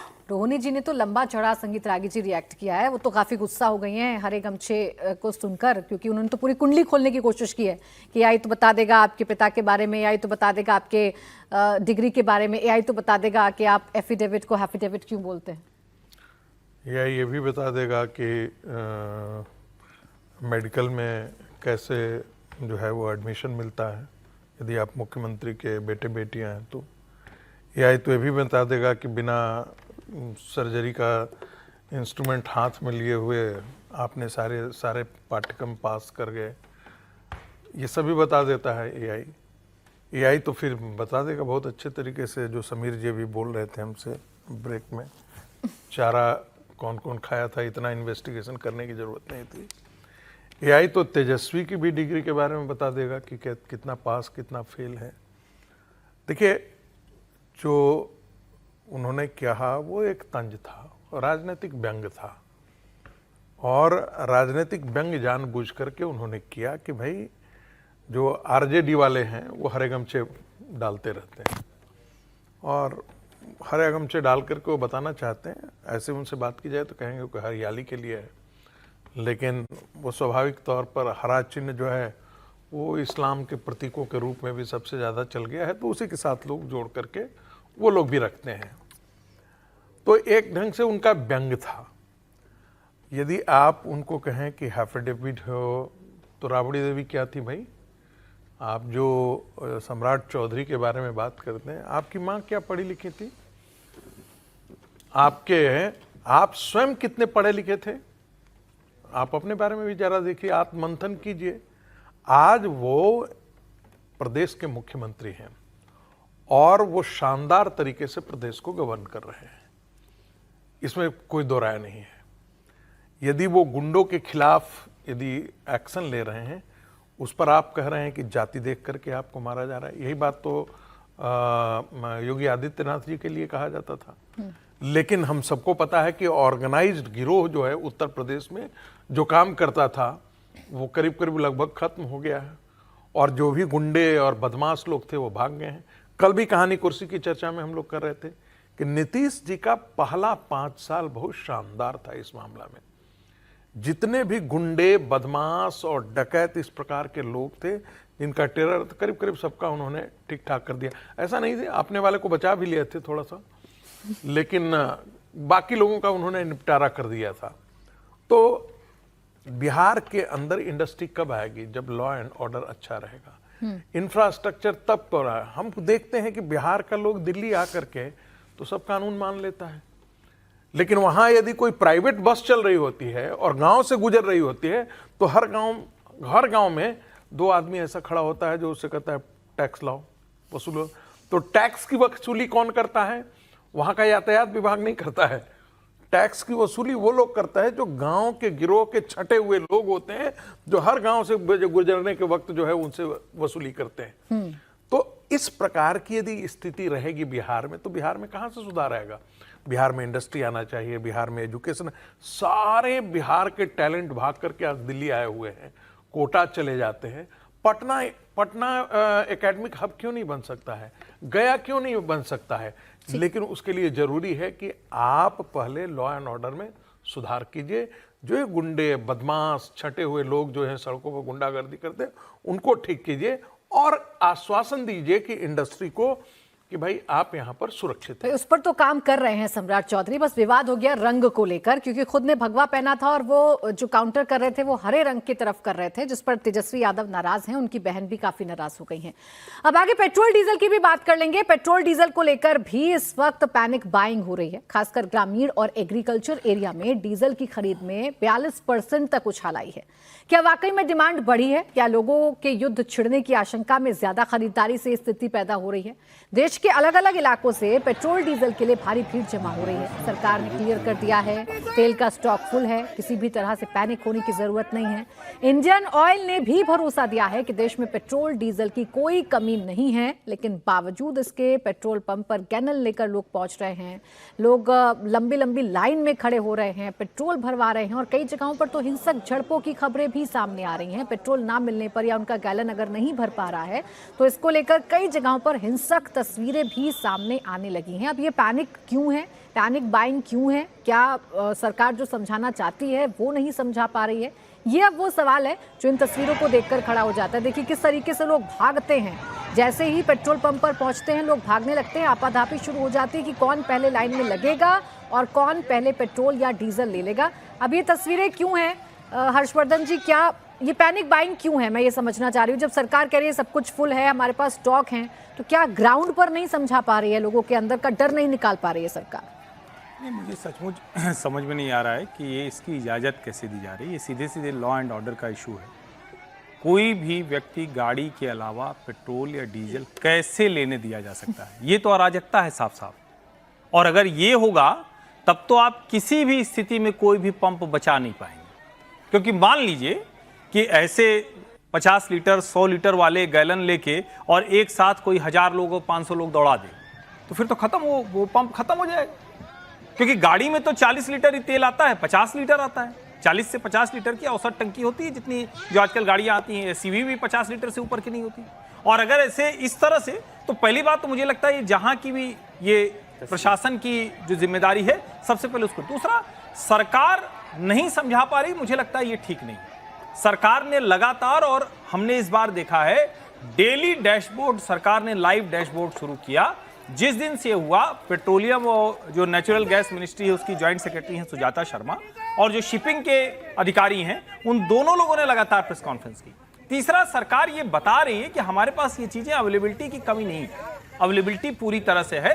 हाँ, अच्छा, ये कमाल है, शरद पवार जी का पोस्टर लगा हुआ है। अब अगर उनकी पार्टी के लोग ये गए हैं तो ये भी अच्छा, ये प्रदर्शन कर रहे हैं कि वो लोग किधर जा रहा है। लेकिन कानून व्यवस्था का ये सीधे मसला है। किसी को बोतल में, डिब्बे में, ड्रम में, भगोने में इस तरह से पेट्रोल डीजल लेने की इजाजत नहीं मिलनी चाहिए। बाकी ये छिटपुट कहीं से आ रही खबरें हम लोग सामने ही देख रहे हैं, हालांकि वैसी लाइन नहीं दिख रही, तो दूसरे तरह का दिख रहा है। सचमुच कहीं अभी देश में ऐसा नहीं दिख रहा है कि लोग गाड़ी लेके लाइन लगाए हों और 6 घंटे उनको तेल नहीं मिल रहा। मतलब थोड़ा आश्चर्यजनक है। जो गांव में जो ट्रैक्टर वगैरह चलाते हैं या ट्रैक्टर से जो खेती करते हैं, उनका जो डीजल वगैरह होता है वो तो ये इसी में कंटेनर में ही जाता है। तो पेट्रोल पंप से वो कंटेनर में ही लेकर के जाते हैं। लेकिन डीजल खास करके, पेट्रोल नहीं, डीजल सिर्फ। ये महाराष्ट्र के वो इलाके हैं। वाकई आप सही कह रहे हैं कि ये तो मतलब इस तरह से इजाजत दे देने पर तो बहुत एनार्की आ जाएगा। और इजाजत नहीं है, ये रोक नहीं लगाई गई है, इजाजत कोई नहीं दी है। डिस्ट्रिक्ट एडमिनिस्ट्रेशन इसको देख नहीं कर रहा है ना। इजाजत, मेरे कहने का मतलब है कि पेट्रोल पंप अलाउ कर रहा है ऐसी चीजों को। सर, कई बार यहाँ पर स्थिति ऐसी हो गई समीर जी की लड़ाई झगड़ा भी हुआ है। अगर पेट्रोल पंप संचालक ने मना कर दिया है तो ये लोग लड़ाई झगड़ा करने पर उतार हुए, हिंसक हो रहा है। डिस्ट्रिक्ट एडमिनिस्ट्रेशन का काम। देखिए, अगर 9 दिन में अगर 3 बार पेट्रोल डीजल की कीमतें बढ़ी तो लोगों को डर लग रहा होगा कि भाई आने वाले दिनों में और कीमतें बढ़ेंगी। तो 5 रुपये बढ़ चुका तो उनको लग रहा होगा कि जितना अभी स्टॉक कर लो और कीमतें बढ़ेंगी आने वाले समय में तो कम से कम हमें उतना बाहर नहीं पड़ेगा। तो पैनिक तो क्रिएट होगा। जिस तरीके से वैश्विक स्थिति, अभी सरकार भी कहने की स्थिति में नहीं है कि नहीं सब सामान्य होने वाला है और आप लोगों को चिंता करने की जरूरत नहीं। जब सरकार कह रही है कि भाई आप लोग अपनी खपत कम कीजिए, वैश्विक स्थिति बहुत अच्छी नहीं है, अभी ईरान और अमेरिका के बीच जो मामला चल रहा है, तो मुझे लग रहा है कि खरीदने वाले लोग भी इस बात को समझ रहे हैं अनिश्चित स्थिति बनी हुई है, कोई उनको बताने की स्थिति में भी नहीं है। और मुझे लग रहा है फिर गाँव में तो व्हाट्सएप पर मैसेज चलता है, किसी ने मैसेज चला दिया कि कल से 12 रुपये का डीजल महंगा हो रहा है, किसी ने मैसेज चला दिया कि 25 रुपये डीजल की कल से प्राइस बढ़ने वाली है। तो पूरे महाराष्ट्र के लोग सड़कों पर उतर के आकर डीजल भरने के लिए चले गए, गाँव के लोग, ग्रामीण के लोग, कि भाई 25 रुपये अगर डीजल बढ़ने वाला होगा तो आज पहले हम जितना हो सकता है स्टॉक कर ले। तो ये भी ध्यान रखना चाहिए प्रशासन को कि इस तरह की जो अफवाह फैलाई जाती है, इस तरह का जो खबरें झूठी व्हाट्सएप पर चलाई जाती है और उसके प्रभावित होकर लोग इस तरीके से सड़कों पर उतर जाते हैं, पेट्रोल पंप पर भीड़ इकट्ठी करते, उस पर कंट्रोल रखें। डीएम और एसपी भी सुनिश्चित करें कि भाई पेट्रोल पंप मालिकों को बुला के समझा और बताएं कि आपके पास गाड़ी में ही देंगे, अगर कोई ट्रैक्टर वाले को देना है तो उसका आप लिमिट राशनिंग कीजिए, इस तरीके से मत कीजिए। एक को देख के दूसरा पैनिक में जाएगा। टीवी पे इस तरह से लोग देखेंगे तो बाकी शहरों के लोग भी पैनिक में चले जाते हैं और डर का माहौल क्रिएट होता है। सरकार बार बार कह चुकी है कि सरकार के पास अभी स्टॉक पर्याप्त है, किसी पेट्रोल पंप पे ये कभी बोर्ड नहीं लगा हुआ मिला आज तक कि यहाँ पेट्रोल उपलब्ध नहीं है, डीजल उपलब्ध नहीं है। सरकार, आप जब जाते हो आपको पेट्रोल डीजल मिल रहा है, फिर क्यों ऐसा न्यूसेंस क्रिएट करना, क्यों ऐसा पैनिक क्रिएट करना? मुझे लग रहा है आप सरकार पर भरोसा रखिए, आपको पूरा पेट्रोल डीजल मिल रहा है। इस तरीके से आप भगदड़ करके आप अपना नुकसान करोगे, देश का नुकसान करोगे और माहौल खराब करोगे। बाकी प्रशासन को थोड़ा सख्त होना पड़ेगा अगर ऐसी तस्वीरों को ये रोकना सब है। चीजें जो होती हैं ना, अधिकांशतः सोशल मीडिया पर र्यूमर्स फैलाने वगैरह से ज्यादा जल्दी तेज पकड़ता है। एक वाक्य है कहाँ, सोशल मीडिया पर भी आजकल कोई इसको लेकर बहुत नहीं चल रहा। ये समीर जी की बात है ना, वो ज्यादा कि कई लोगों को लगता है 5 रुपए बढ़ गए हैं तो अभी रख ले। कई लोगों को आदत होती है कि थोड़ा सा उसको विजय जी बचा लो। यदि स्टोर भी करेगा तो घर में कितना स्टोर वो जो करेगा? भी 20 होता है लीटर, उसकी 100 आदत रुपया में जो है। बाकी कहाँ बड़े 100 शहरों में रुपए- कोई बहुत 100 रुपए ऐसा हो रहा हो, बचाएगा मुझे वो। नहीं लग रहा कि कोई संकट दिखाई दे रहा हो या लोग ऐसे भागदौड़। बात करेंगे बिजली कटौती की। भीषण गर्मी के बीच बिजली कटौती को लेकर कई राज्यों में हाहाकार मचा है। यूपी के कई जिलों से बिजली कटौती की शिकायतें आने के बाद सीएम योगी ने थोड़ी देर पहले बिजली विभाग की बड़ी मीटिंग की है और क्लियर निर्देश दिया है। इस दौरान योगी ने कहा कि गांव हो या शहर, बिजली की नॉन स्टॉप सप्लाई होनी चाहिए। साथ ही शिकायतों को तुरंत दूर किया जाना चाहिए। योगी ने कहा कि बिजली की बढ़ती मांग के बीच उत्पादन क्षमता बढ़ाई जाए और सभी इकाइयों को पूरी क्षमता के साथ संचालन हो। उन्होंने आपूर्ति और सप्लाई की चेन को सही रखने पर भी जोर दिया। इस बैठक में यूपी के ऊर्जा मंत्री ए.के. शर्मा भी मौजूद थे। बिजली की मांग बढ़ रही है तो अधिकारी उस हिसाब से सिचुएशन को हैंडल करें और ट्रांसमिशन नेटवर्क को मजबूत करें। ये सभी दिशा निर्देश योगी की तरफ से इस बैठक में दिए गए हैं ताकि आगे से उत्तर प्रदेश में बिजली की किल्लत ना हो, क्योंकि बिजली की किल्लत की वजह से लोग सड़कों पर उतर रहे हैं, प्रदर्शन कर रहे हैं और कई जगह पर तो बीजेपी के अपने एमएलए जाकर शिकायतें कर रहे हैं, जनता के साथ खड़े हुए नजर आ रहे हैं। यूपी में अगले साल जिस तरीके से विधानसभा चुनाव होने हैं, उससे पहले अखिलेश यादव ने भी इसे एक बड़ा मुद्दा बना लिया है और अखिलेश यादव भी लगातार इस मसले को लेकर हमलावर हैं भारतीय जनता पार्टी पर, खासकर योगी आदित्यनाथ पर, उनकी पूरी सरकार पर, और बार बार ये कह रहे हैं कि जो कुकर्म आपने किए हैं, जो भ्रष्टाचार आपने किए हैं, उसका नतीजा है कि उत्तर प्रदेश में बिजली नहीं मिल पा रही है। अखिलेश यादव के आरोप अपनी जगह हैं, लेकिन ये बात सच है हर्षवर्धन जी कि पहले से तैयारी क्यों नहीं की गई थी? अगर बिजली की आपूर्ति नहीं हो पा रही है ठीक से या बिजली कटौती हो रही है, बड़े बड़े शहरों में अगर 8-8 घंटे के लिए बिजली जा रही है, तो सरकार से तो सवाल पूछा ही जाएगा ना कि आप कहां थे? नहीं, खैर उत्तर प्रदेश में कहीं 8 घंटे बिजली जा रही है ऐसा तो मुझे नहीं पता है, और अगर ऐसा है तब तो फिर निश्चित तौर पर वहाँ के सभी अधिकारियों को एक साथ बर्खास्त कर देना चाहिए। देखिए, पिछले कुछ समय में एक जो बहुत बड़ा बदलाव है, और मेरे पास तो पूरा चार्ट है, लेकिन उसकी जो कहें कि बात करने में वो समय न भी ले जाएं, तो पूरा ये मेरे पास चार्ट है। 2003 में भारत में लगभग 10 गीगावाट की पावर डेफिसिट थी। मैं ये इसलिए बता रहा हूं जिससे ध्यान में रहे लोगों को।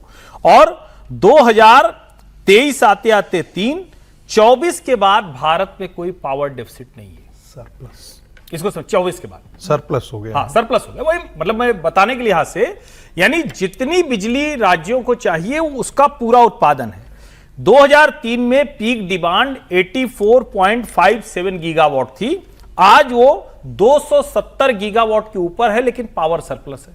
अब इसके बावजूद अगर कहीं बिजली जा रही है तो ये उस राज्य सरकार, उस ऊर्जा मंत्री, उस बिजली विभाग जो डिस्कॉम है, डिस्ट्रीब्यूशन कंपनीज, उनका सीधे सीधे अक्षमता का प्रमाण है।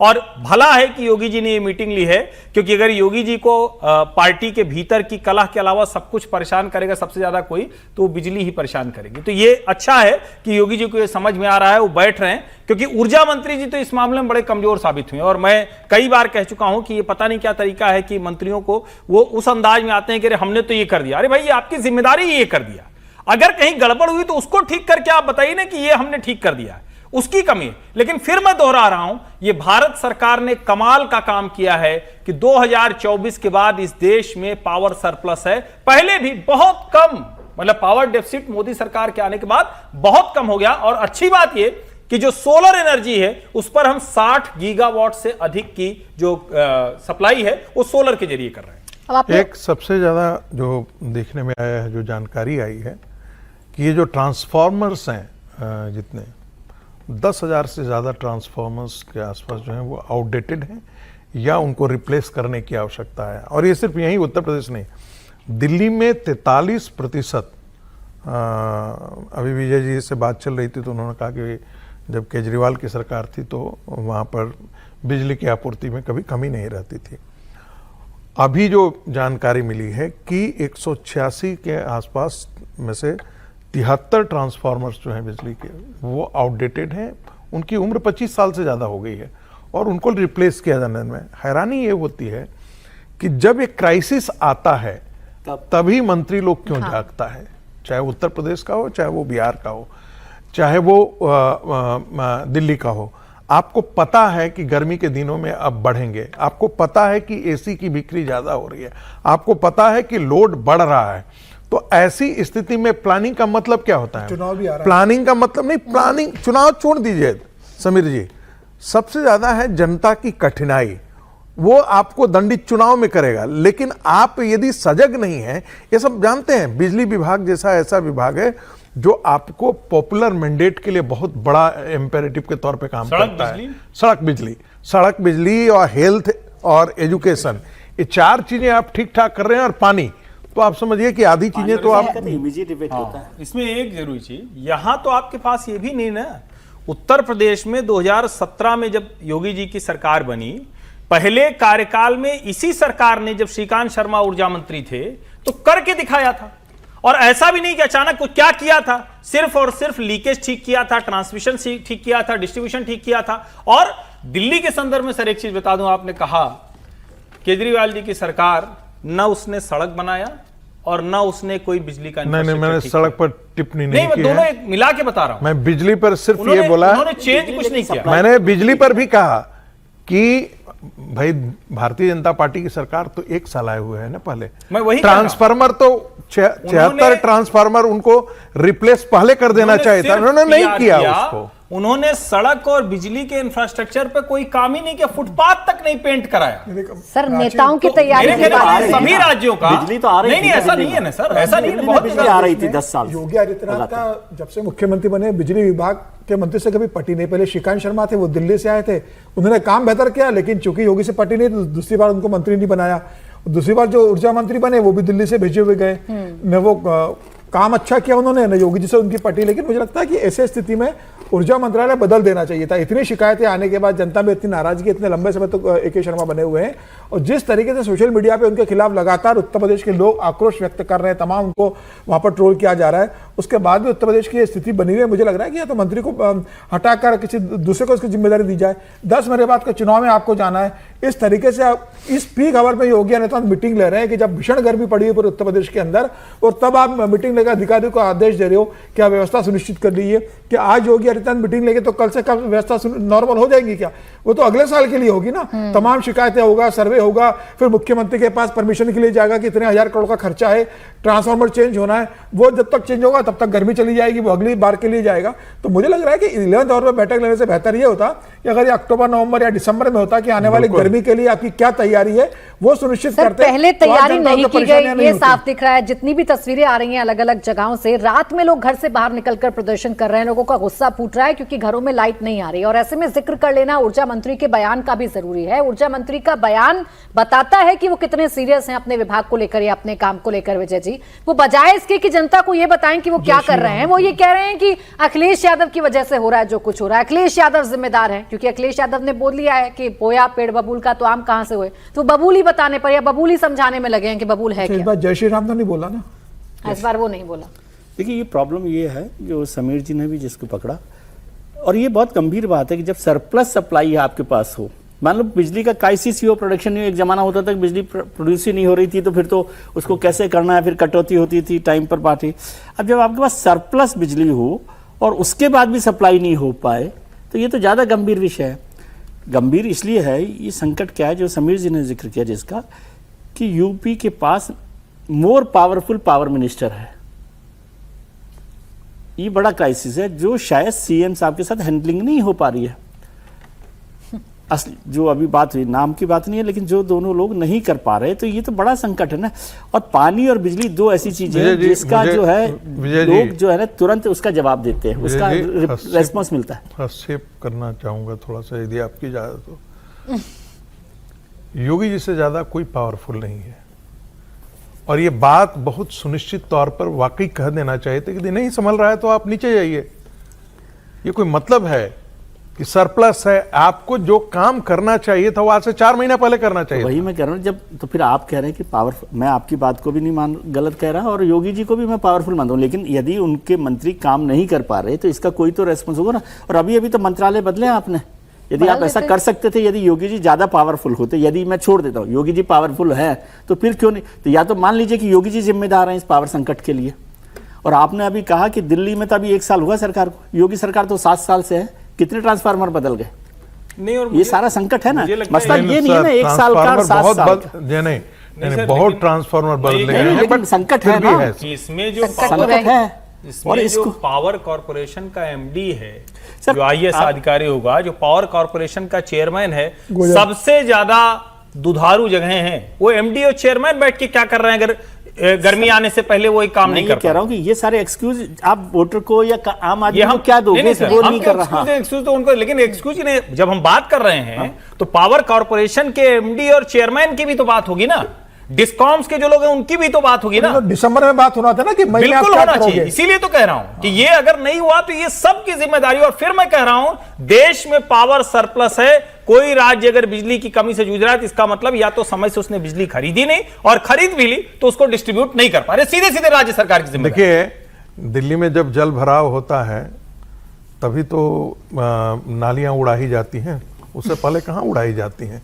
तो ये तो हमारे देश के गवर्नेंस का पता नहीं किसी किस्मत फूटी हुई है, या इतने इनकॉम्पिटेंट लोग जो हैं वो प्लानिंग नहीं कर पाते हैं पहले से कि भाई हमको ये चीजें, आप जिसे हम कहते हैं ना, हम दूर की सोचने की बात प्रधानमंत्री जी बार बार कहते हैं, उत्तर प्रदेश के मंत्रियों को दूर की सोच क्यों नहीं है उनके पास भाई, कि हमारे आने वाले दिनों में हमको इतनी बिजली की आपूर्ति होगी? वहां पर बैठे हुए लोग, प्लानिंग विभाग में बैठे हुए लोगों को पता नहीं है। मुख्यमंत्री कार्यालय जो है वो सब विभागों पर निगरानी करता है, सारी चीजों की देख रेख करता है, उनको ये पता नहीं है मुख्यमंत्री के कार्यालय को सर, मुझे कि कितना योगी जी जो मीटिंग कर रहे हैं यही चिंता की बात है, जो विभाग है ना, मीटिंग पावर मिनिस्टर को करनी चाहिए ना। मुझे लगता है कि पीडब्ल्यूडी मंत्रालय जो योगी जी के पास है वो AK शर्मा को देना चाहिए, और ऊर्जा मंत्रालय योगी जी को अपने पास रख लेना चाहिए, तभी वो सुधरेगा। लेकिन होगा कैसे? ये AK शर्मा से तो जो बातचीत कर रहे हैं, मैं फिर उनके बयान का जिक्र करी, उन्होंने सब कुछ अखिलेश यादव पर डाल दिया है। उन्होंने कहा कि ये सब कुछ अखिलेश यादव की वजह से हो रहा है, हमने तो बहुत काम किया है, लेकिन वो इतना गर्त में डालकर गए थे जिसको बाहर निकालने में हमको दिक्कत हो रही है, जबकि आपने फर्स्ट टेन्योर में करके दिखाया। मैं कह रहा हूँ ये तो और खतरनाक है। तो शर्मा जी इसका मतलब अपनी सरकार को भी कटघरे में खड़ा कर रहे हैं। 10 साल AK शर्मा के ऊर्जा मंत्री बनने से पहले श्रीकांत शर्मा इन्हीं के नेता थे, भाजपा के अच्छा काम किया श्रीकांत शर्मा। और अगर उस वक्त वो सारी चीजें दुरुस्त हो गई तो फिर आप अखिलेश, और मैं ये इसको तो कतई मानता ही नहीं कि सरकार है और पिछली सरकार को दोष देंगे, पिछली सरकार को आप दूसरी चीजों में दोष दे सकते हैं, लेकिन ये तो अगर आपका सरप्लस हो गया, आपकी सेंट्रल गवर्नमेंट ने सरप्लस बिजली कर दी। अरे पहली सरकार थोड़े है योगी आदित्यनाथ 10 साल हो गए, अब तो कह रहा हूं कि 10 साल होने जा रहा है। नहीं, ये ज्यादा चिंताजनक है। अगर उनको ये लग रहा है कि अखिलेश यादव गड़बड़ कर रहे हैं, नहीं, तो फिर तो काहे को अखिलेश यादव को अब किसी भी हाल में किसी भी मुद्दे पर यदि जिम्मेदार आप ठहराते हैं तो आप अपने अक्षम होने का और असफलता का प्रमाण पत्र स्वयं लिख रहे हैं, और कोई इसमें नहीं है। आप कहें कि लॉ एंड ऑर्डर प्रॉब्लम हो जाएगा, लॉ एंड ऑर्डर प्रॉब्लम तो नहीं हो रहा है। इतनी चर्चा के बाद मैं फिर कह रहा हूं कि भारतीय जनता पार्टी और योगी जी की सरकार बहुत से मोर्चे बहुत ठीक है, लेकिन ये योगी जी के लिए चिंता की बात है अगर इतनी चर्चा हो रही है। वही मैं कह रहा हूं, और मैं ये भी कह रहा हूं कि योगी जी ये ले रहे हैं और आप दिखा भी रहे हैं कि योगी जी इस पर बात कर रहे हैं, ये भी मेरे लिए तो चिंता की बात है। ये काम तो पावर मिनिस्टर को करना चाहिए, योगी जी को तो पावर मिनिस्टर के साथ बैठकर बात करनी चाहिए कि क्या हो रहा है। सर वैसे विजय जी आपके लिए तो सबकी चिंता की बात होती है उत्तर प्रदेश को लेकर के। नहीं, सीरियस नोट पे मैं बात कर रहा हूँ कि योगी जी की मीटिंग होनी चाहिए AK शर्मा के साथ, पावर मिनिस्टर के साथ। पावर मिनिस्टर अपने अफसरों की बैठक करें। एक और नैरेटिव है जो खुद AK शर्मा ही बना रहे हैं और खुद पार्टी के नेता ही बना रहे हैं कि ये 27 का चुनाव है, इसलिए हमारी सरकार को बदनाम करने की कोशिश की जा रही है। अब क्या ये नैरेटिव किसी के गले उतरेगा? इसका मतलब बड़ी कमजोर सरकार, बहुत कमजोर सरकार है। मतलब अगर आपकी सरकार को गिराने के लिए ये सब गड़बड़ कर ली जा रही है और आपके सरकार में रहते हुए, तो फिर आपके सरकार में रहने का मतलब क्या है? अगर ये स्थिति आ गई है तो फिर तो इसका मतलब आप सरकार में रहते हुए भी कमजोर ही हैं, और कम से कम जनता इस एक्सक्यूज को सीधे सीधे नकारापन, अकर्मण्यता के तौर पर देखती है। मैं फिर कह रहा हूं, सब बर्दाश्त हो जाएगा, बिजली जाएगी, जनता परेशान होगी तो रिएक्ट करेगी, और तब आप जब उसके सामने कहेंगे अरे नहीं वो अखिलेश जी ने गड़बड़ कर दिया, तब वो और ज्यादा रिएक्ट करेगी। उसका आप नुकसान अपनी सरकार को, अपनी पार्टी को, अपने आप को कराने जा रहे हैं। और देखिए उत्तर प्रदेश में 27 की तैयारी बड़ी तेजी से चल रही है और ये मुद्दा बहुत बड़ा मुद्दा बन सकता है। अखिलेश यादव इसको बार बार उठा भी रहे हैं। अब इसे कितना जल्द सरकार दुरुस्त करती है देखने वाली बात है। मायावती भी एक्टिव हो गई हैं उत्तर प्रदेश में। अगले साल होने वाले विधानसभा चुनाव से पहले बीएसपी सुप्रीमो मायावती एक्शन में नजर आ रही हैं। मायावती ने लखनऊ में पार्टी मुख्यालय में पार्टी के सीनियर पदाधिकारियों और जिला अध्यक्षों के साथ एक बैठक की है। बैठक में मायावती के भतीजे आकाश आनंद भी मौजूद हैं। ये बैठक इसलिए भी खास है कि इसके बाद मायावती विधानसभा चुनाव के लिए 50 उम्मीदवारों के नाम का ऐलान भी कर सकती हैं। बैठक में मायावती ने पार्टी नेताओं से पिछली बैठक में दिए गए दिशा निर्देशों की प्रगति रिपोर्ट भी ली है। मायावती पहले ही ऐलान कर चुकी हैं कि बीएसपी 2027 का चुनाव अकेले लड़ेगी। बैठक में मायावती ने अलग अलग जिलों से आए पार्टी पदाधिकारियों को बूथ बूथ जाकर मेहनत करने के निर्देश भी दिए हैं। उन्होंने साफ तौर पर स्पष्ट कहा है कि आप लोग जाइए, एक एक कार्यकर्ता हमारा जो विधानसभा सेक्टर का है उसको जो है पोलिंग बूथ कंप्लीट कराना है। पोलिंग बूथ कंप्लीट और सेक्टर कंप्लीट करके विधानसभा स्तर पर उसको जो है पूरी तरीके से तैयार करना है। उसी के दम पर हमें आने वाले 2027 में जिस तरीके से वर्तमान की सरकार है, यहाँ बेरोजगारी चरम पर है। आप देख रहे हैं पढ़े लिखे एमए बीए पढ़े लिखे घूम रहे हैं, जनता त्राही त्राही कर रही है, महंगाई से जनता बेहाल है। आने वाले 2027 में हम लोग 2027 में आदरणीय बहन कुमारी महतो जी के नेतृत्व में बहुजन समाज पार्टी की सरकार बना करके आदरणीय बहन कुमारी महतो जी को मुख्यमंत्री की कुर्सी पर बैठाने का काम करेंगे। चलिए ये बात है कि कार्यकर्ताओं में उत्साह तो कम से कम भरने की कोशिश की जा रही है, क्योंकि वो मायावती की पार्टी जो चुनाव दर चुनाव कमजोर होती जा रही है, ऐसे में अपने कार्यकर्ताओं को इंटैक्ट रखना, उनका मनोबल बढ़ाना भी पार्टी के नेता के लिए जरूरी है। अब पार्टी के नेता कम से कम कह तो रहे हैं कि मायावती को मुख्यमंत्री बनाएंगे हम 2027 में, लेकिन अगर मायावती एक्टिव होती हैं, अगर यहाँ से वाकई में उनके कार्यकर्ता काम करते हैं और उनका जो वोट बैंक धीरे धीरे करके उनसे छिटक रहा है, उनके साथ इंटैक्ट होता है, तो किसके लिए सबसे ज्यादा मुसीबत खड़ी होगी समीर जी? निश्चित रूप से मुझे लगता है सबसे बड़ी मुसीबत तो अखिलेश यादव के लिए होगी। पीडीए तो अखिलेश यादव ने कहा था और अखिलेश यादव को उसका फायदा मिला था। जिस मायावती ने 2007 से लेकर 2012 तक पूर्ण बहुमत की सरकार उत्तर प्रदेश में चलाई है, उस मायावती की हालत है कि आज की तारीख में उनके पास एक एमएलए है और राज्यसभा में कोई सांसद नहीं है, लोकसभा में आपके पास कोई सांसद नहीं है। पूरा वोट बैंक आपका शिफ्ट हो गया। ठीक है, जाटव वोट बैंक आपके पास बना हुआ है, लेकिन मायावती ने जिस तरीके से लगातार एक निष्क्रिय राजनीति लगातार की सत्ता से बाहर होने के बाद, और मुझे लगता है उसका पूरा बेनिफिट अखिलेश यादव को मिला है। और अखिलेश यादव ने जो पीडीए ने जो प्रदर्शन किया है, पीडीए की दम पर कि 37 सीटें लोकसभा में जीती, उसमें मायावती का भी बड़ा योगदान है उनका वोट बैंक का। अब क्या मायावती वापस वो वोट बैंक अखिलेश से लेने की कोशिश कर रही है? मुझे लगता है कि बहुत देर हो चुकी है मायावती को। मायावती अब भले ही अपने भतीजे आकाश आनंद को एक्टिव करे, मायावती खुद उम्मीदवार पहले समय से पहले डिक्लेयर कर दे, मायावती खुद चुनाव प्रचार के लिए जाए। अब इस बात की बहुत संभावना है कि मायावती से जो वोट बैंक गया है वो लौट कर आएगा, क्योंकि अब यह कहा जाता है कि मायावती भारतीय जनता पार्टी की बी टीम है और बीजेपी के हिसाब से वो काम करती है। तो अब मुझे लगता है कि अखिलेश यादव और भारतीय जनता पार्टी के बीच में होगा। लेकिन ये बात भी सही है, अगर मायावती, अभी कहा जा रहा था कि कांग्रेस से कुछ नेता गए थे मायावती से मिलने, तो दरवाजे से मायावती ने लौटा दिया, दरवाजा नहीं खुला। तो क्या कांग्रेस समाजवादी पार्टी की तुलना में मायावती से गठबंधन करने की कोशिश कर रही है? क्या कांग्रेस ये कोशिश कर रही है कि समाजवादी पार्टी, मायावती और कांग्रेस मिलकर कोई चुनाव लड़े? मुझे लगता है कि मायावती तो किसी के साथ मिलकर चुनाव नहीं लड़ेगी, लेकिन अगर मायावती का संगठन अच्छे से काम करता है और मायावती की अपील जनता के बीच में काम करती है, तो उसका सीधा सीधा नुकसान मुझे लगता है अखिलेश यादव के पीडीए को होगा और अखिलेश यादव के लिए सबसे बड़ी चुनौती होगी। लगातार कमजोर हो रही है मायावती, और फिर भी मायावती जरूरी क्यों है इंडिया अलायंस के लिए?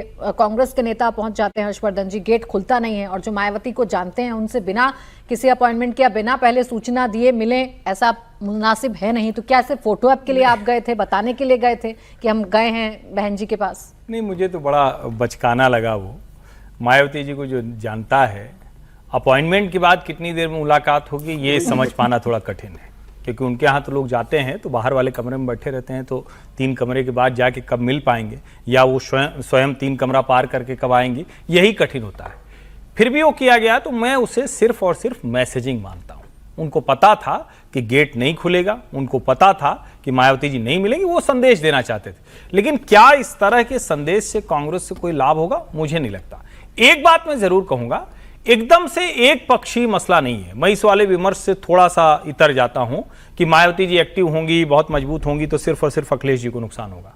मायावती अगर फिर से थोड़ा ताकत में आती हैं तो कई जगहों पर विकल्प के तौर पर लोग मायावती जी को भी देख सकते हैं। ऐसा थोड़ी ना है, जब राजनीति होती है, 2007 में इसी उत्तर प्रदेश ने मायावती को पूर्ण बहुमत से सरकार बना दी थी। तो यह कहना कि सिर्फ और सिर्फ अखिलेश यादव को नुकसान होगा, मैं थोड़ा इससे सहमत नहीं होता। हाँ, शुरुआती अगर कहेंगे तो आप मुसलमान वाला कहेंगे तो वो अगर ताकतवर होंगी तो निश्चित तौर पर अखिलेश यादव को नुकसान होगा, लेकिन अगर दूसरी जगहों पर चोट मायावती जी ने की और वो बड़ी होती हैं तो कई सीटों पर भारतीय जनता पार्टी के लिए भी चिंता की बात होगी। क्योंकि एक बात समझिए, सीट के ग्राफ के तौर पर बीजेपी अप नहीं गई है, स्लाइड ही हुई है, नीचे लुढ़की है। और ऐसे में मायावती का यहां से अपने आप को रिवाइवल देना, विजय जी, ये कितना चुनौतीपूर्ण है मायावती की पार्टी के लिहाज से? आज आपने बैठक तो कर ली, अक्सर हम यही देखते हैं कि मायावती को या तो बयान जारी करती हैं या तो प्रेस के सामने अपना बयान देती हैं या कार्यकर्ताओं से थोड़ा बहुत बात करती हैं। अब जब उन्होंने बात करनी शुरू कर दी है, क्या यहाँ से रिवाइवल संभव है मायावती की पार्टी का?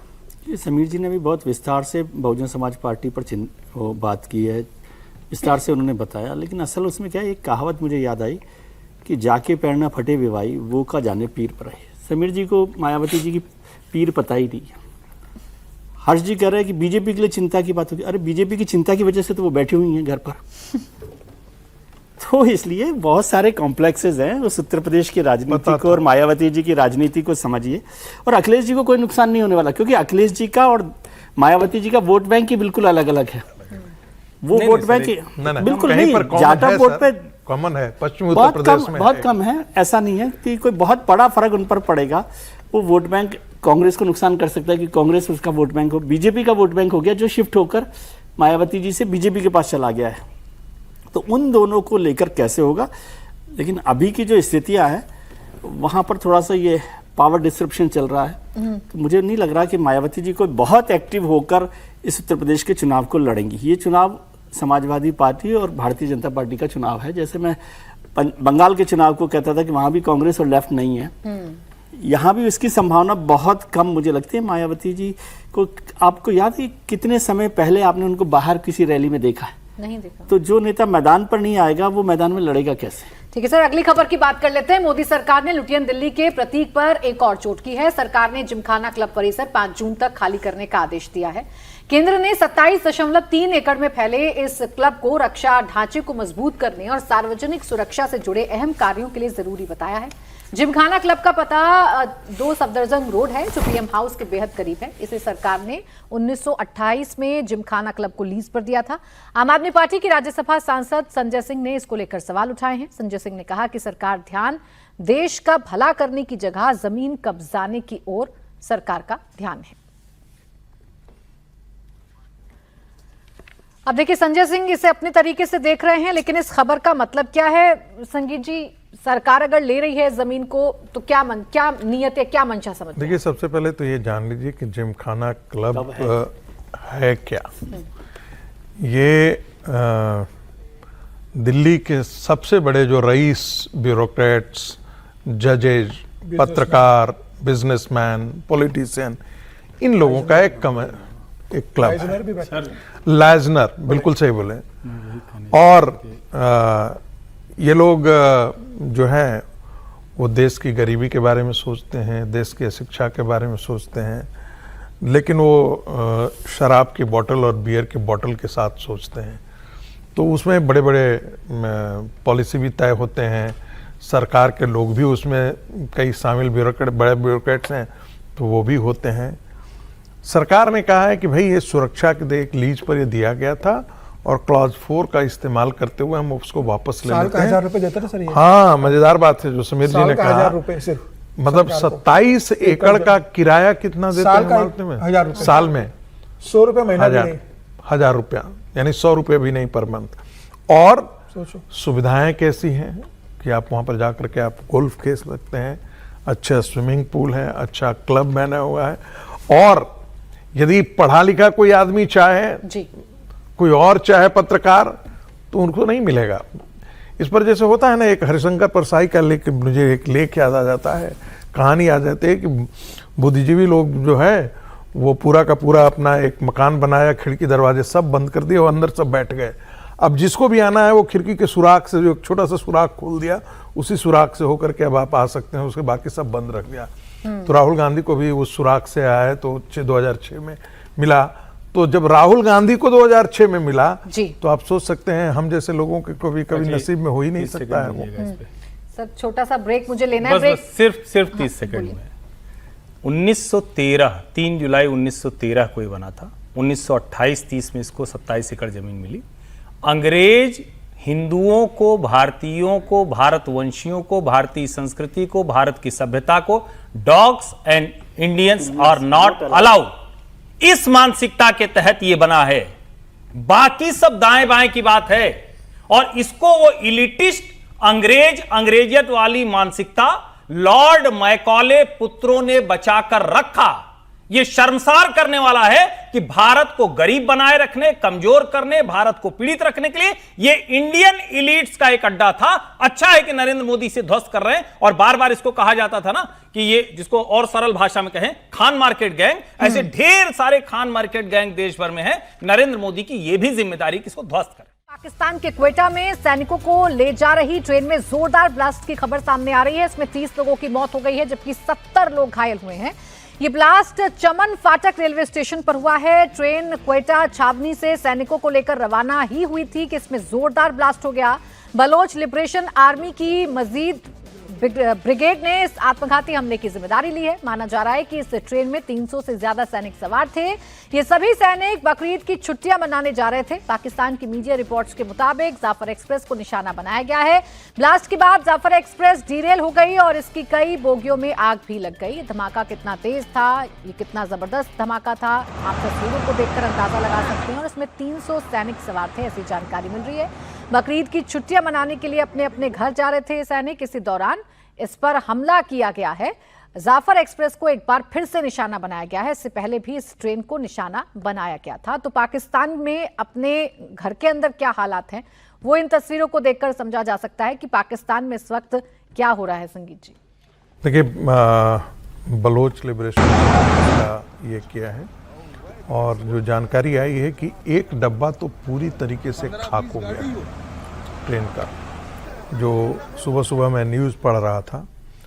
दूसरी बात इससे बहुत साफ है कि पाकिस्तान के अंदर अशांति बरकरार है और बलोच आर्मी, चूँकि ईरान और अमेरिका का युद्ध चल रहा है, इसलिए जो हम कहानी कुर्सी में जो रोज़ जो घटनाएं घटती थी वो दुनिया में वो निकल करके नहीं आ रही थी। हम लोग उसके बारे में ज़्यादा जिक्र नहीं कर पा रहे थे। लेकिन पाकिस्तान के अंदर बलोच लोग आए दिन बम विस्फोट कर रहे हैं और उनके आर्मी के लोगों को मार रहे हैं। अभी जो हुआ है, ये जो घटना है वो काफ़ी बड़े स्केल पर हुआ और ऐसा माना जा रहा है कि सैकड़ों लोग मारे गए हैं इसमें, सैकड़ों सैनिक मारे गए हैं।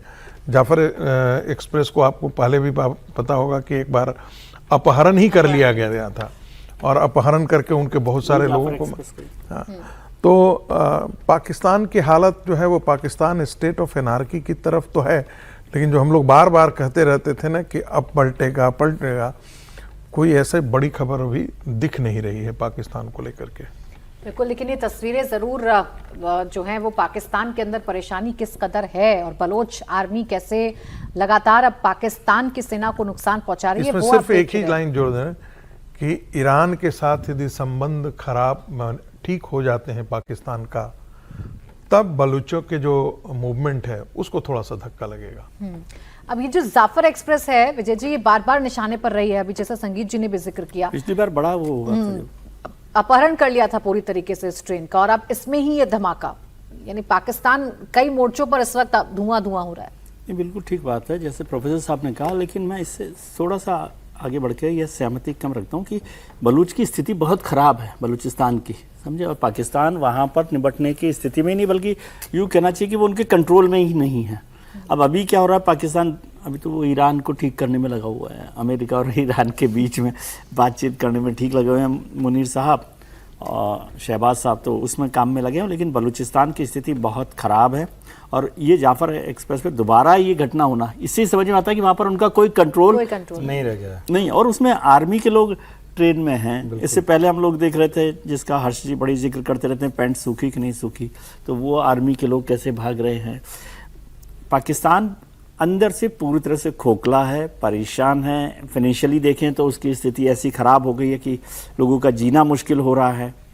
राज्यों की स्थिति देखें तो केवल यदि पंजाब का इलाका छोड़ दें तो पूरा का पूरा पाकिस्तान बहुत बड़े संकट। इवन सिंध में जो आमतौर पर नहीं होता था, सिंध को एक रिच इलाके के तौर पे देखा है, वहाँ पर भी स्थितियाँ बहुत ख़राब हैं। बलूचिस्तान को तो लेकर मुझे लगता है कि किस दिन वो अलग होगा। हो सकता है कि अभी जो इस बात से सहमत हूँ प्रोफेसर साहब ने कहा कि लगता था कि रोज अलग हो जाएगा, वो अलग नहीं हुआ, लेकिन उसका बहुत समय तक उसके साथ जुड़े रहना भी संभावना मुझे नहीं अब लगती। पाकिस्तान जहां लगा हुआ है उस खबर की भी बात कर लेते हैं। बात करते हैं ईरान और अमेरिका की। ट्रंप कह रहे हैं कि ईरान के साथ डील बस फाइनल होने वाली है। ईरान एनरिच्ड यूरेनियम ट्रांसफर करने को राजी हो गया है। इस बीच स्ट्रेट ऑफ हॉर्मुज को लेकर अब से थोड़ी देर पहले रूबियो ने दिल्ली में बड़ा बयान दिया। अमेरिकी विदेश मंत्री ने कहा कि चंद घंटों के बाद दुनिया गुड न्यूज सुनेगी, खासकर हॉर्मुज को लेकर। मार्को रूबियो भारत के दौरे पर हैं। अब से थोड़ी देर पहले उन्होंने एस जयशंकर के साथ प्रेस को ब्रीफ किया। इसी दौरान स्ट्रेट ऑफ हॉर्मुज को लेकर उन्होंने बड़ा बयान दिया। सुनिए क्या कहा है मार्को रूबियो ने। So we've made some progress over the last 48 hours working with our partners in the Gulf region on an outline that could ultimately, if it succeeds, leave us not just with a completely open straits, and I mean open straits without tolls, but I do think perhaps there is the possibility that over the next few hours the world will get some good news, at least with regards to the straits and with regards to a process that can ultimately leave us where the president wants us to be, and that is a world that no longer has to be in fear or worry about an Iranian nuclear weapon. देखिए, अमेरिकी विदेश मंत्री Marco Rubio Bharat दौरे पर हैं। उनका ये दौरा कई मायनों में अहम माना जा रहा है। दरअसल पिछले कुछ दिनों में भारत को लेकर ट्रंप ने कई ऐसे बयान दिए जिनसे दोनों देशों के रिश्तों में खटास देखी गई। जानकारों ने भी ट्रंप के इस रवैये की आलोचना की। आखिरकार ट्रंप को एहसास हुआ और उनके दूत मार्को रूबियो इंडिया के दौरे पर हैं। अपनी 4 दिनों की यात्रा के दौरान Rubio back to back meetings कर रहे हैं। विदेश मंत्री एस जयशंकर के साथ चर्चाएं कर रहे हैं। आज उन्होंने कहा कि भारत अमेरिका का भरोसेमंद पार्टनर है। भारत के पास पूरी दुनिया को रास्ता दिखाने का मादा है। दुनिया में चंद देश ऐसे हैं जिनके पास आर्थिक और कूटनीतिक क्षमताएं हैं। भारत उनमें से एक है। मार्को रूबियो ट्रंप का इनविटेशन लेकर इंडिया आए हैं। उन्होंने पीएम मोदी को इसी साल वॉशिंगटन आने का न्योता भी दिया है। भारत को अपना अहम साझेदार बताते हुए रूबियो ने क्या कहा, ये भी सुनिए। The bottom line is that the opportunities exist to work together because not just our shared and common values and our people-to-people ties, but because our nations are strategically aligned on all of the key issues that will define the new century. All of the great challenges that are before us now in the modern era, we are strategically aligned on. And the final point, and this I mean is no disrespect to any other country in the world, but you can have a strategic alliance with countries. But there are only a handful of countries in the world that have the ability to actually do something about these big issues on a global scale. There are only a handful of countries in the world that have both the economic and diplomatic power to be influential on strategic issues from a global perspective, and India is one of them. And so that's why this is an important visit to be here today. It's why we hope that later this year the Prime Minister will visit us in Washington. It's why I hope our leaders will have a chance to interact in other forums. अब Marco Rubio को आपने सुन लिया, 2 अलग अलग बयान उन्होंने सुन लिए, आपने सुन लिया। पहला तो गुड न्यूज की बात कर रहे हैं और दूसरा भारत की तारीफ जो कर रहे हैं। संगीत जी, देखिए, इस पर तो हम बाद में आएंगे, लेकिन मुझे थोड़ा सा इस पर इस बात पर भी हम लोगों को सोचना चाहिए और चर्चा करनी चाहिए कि मार्को रूबियो आए तो कलकत्ता आए, और कलकत्ता आने के बाद चैरिटी ऑफ मिशन गए, जहां मदर तेरेसा। बहुत सारे आपके दर्शकों को नहीं मालूम होगा, वो गूगल कर सकते हैं कि जासुआ 1 और जासुआ 2 ये 2 प्रोजेक्ट हैं जो भारत के अंदर जो है वो चर्च कन्वर्जन करने के लिए यूज़ करता है, और जिसको बहुत अमेरिका की फंडिंग होती है। कहा तो यहाँ तक जाता है कि जो है वहाँ का इस्टेब्लिशमेंट इसको सपोर्ट करता है, फंडिंग को भी सपोर्ट करता है। तो जा करके चैरिटी ऑफ मिशन ही क्यों गए मार्को रूबियो? क्या कहीं न कहीं वहाँ से किसी प्रकार का मैसेज था कि जो बंगाल में जो सरकार बदली है और जिस प्रकार का जो है हमको एक्सेस था पहले पावर स्ट्रक्चर के साथ, या कहीं हमें परेशानी आने वाले दिनों में खड़ी हो सकती है, क्या मार्को रूबियो वहाँ आकर के एक प्रकार का संदेश देना चाहते हैं कि हम चर्च के साथ खड़े हैं? हमें ये नहीं भूलना चाहिए कि नॉर्थ ईस्ट में के अंदर चर्च बहुत सेपरेटिस्ट एक्टिविटीज़ में इन्वॉल्व्ड है। तो एक प्रकार का ये भी, मैं इस दृष्टि से भी मार्को रूबियो के कलकत्ता आने पर मुझे लगता है कि एक दृष्टिकोण ये भी ध्यान में रखना चाहिए। अब रही बात जो देखिए, पिछले दिनों जरूर ट्रंप को कहीं ना कहीं कांटा चुभा है। जो चीज़ें वो चाइना जा करके वो करना चाहते थे वो नहीं उनको हासिल हो पाया, और उनको लगा कि हर जगह से वो करीब करीब एक ढंग से अकेले पड़ रहे हैं। आप देखिए कि पूरा का पूरा यूरोप आज ट्रंप के लगभग खिलाफ है, चाहे वो जर्मनी हो, चाहे वो इटली हो, चाहे वो फ्रांस हो, चाहे वो ब्रिटेन हो। मैंने कभी नहीं देखा कि इतनी दृढ़ता के साथ स्टैंड लेकर के कहा हो कि हम अमेरिका के साथ इस लड़ाई में नहीं है। मैंने अभी तक नहीं देखा। नहीं तो सब माना जाता था, कोई और तो नहीं, ब्रिटेन को तो पिछलग्गू माना ही जाता था कि भाई American might comes from America, there is a distribution of labour, यानी कि काम का बंटवारा है।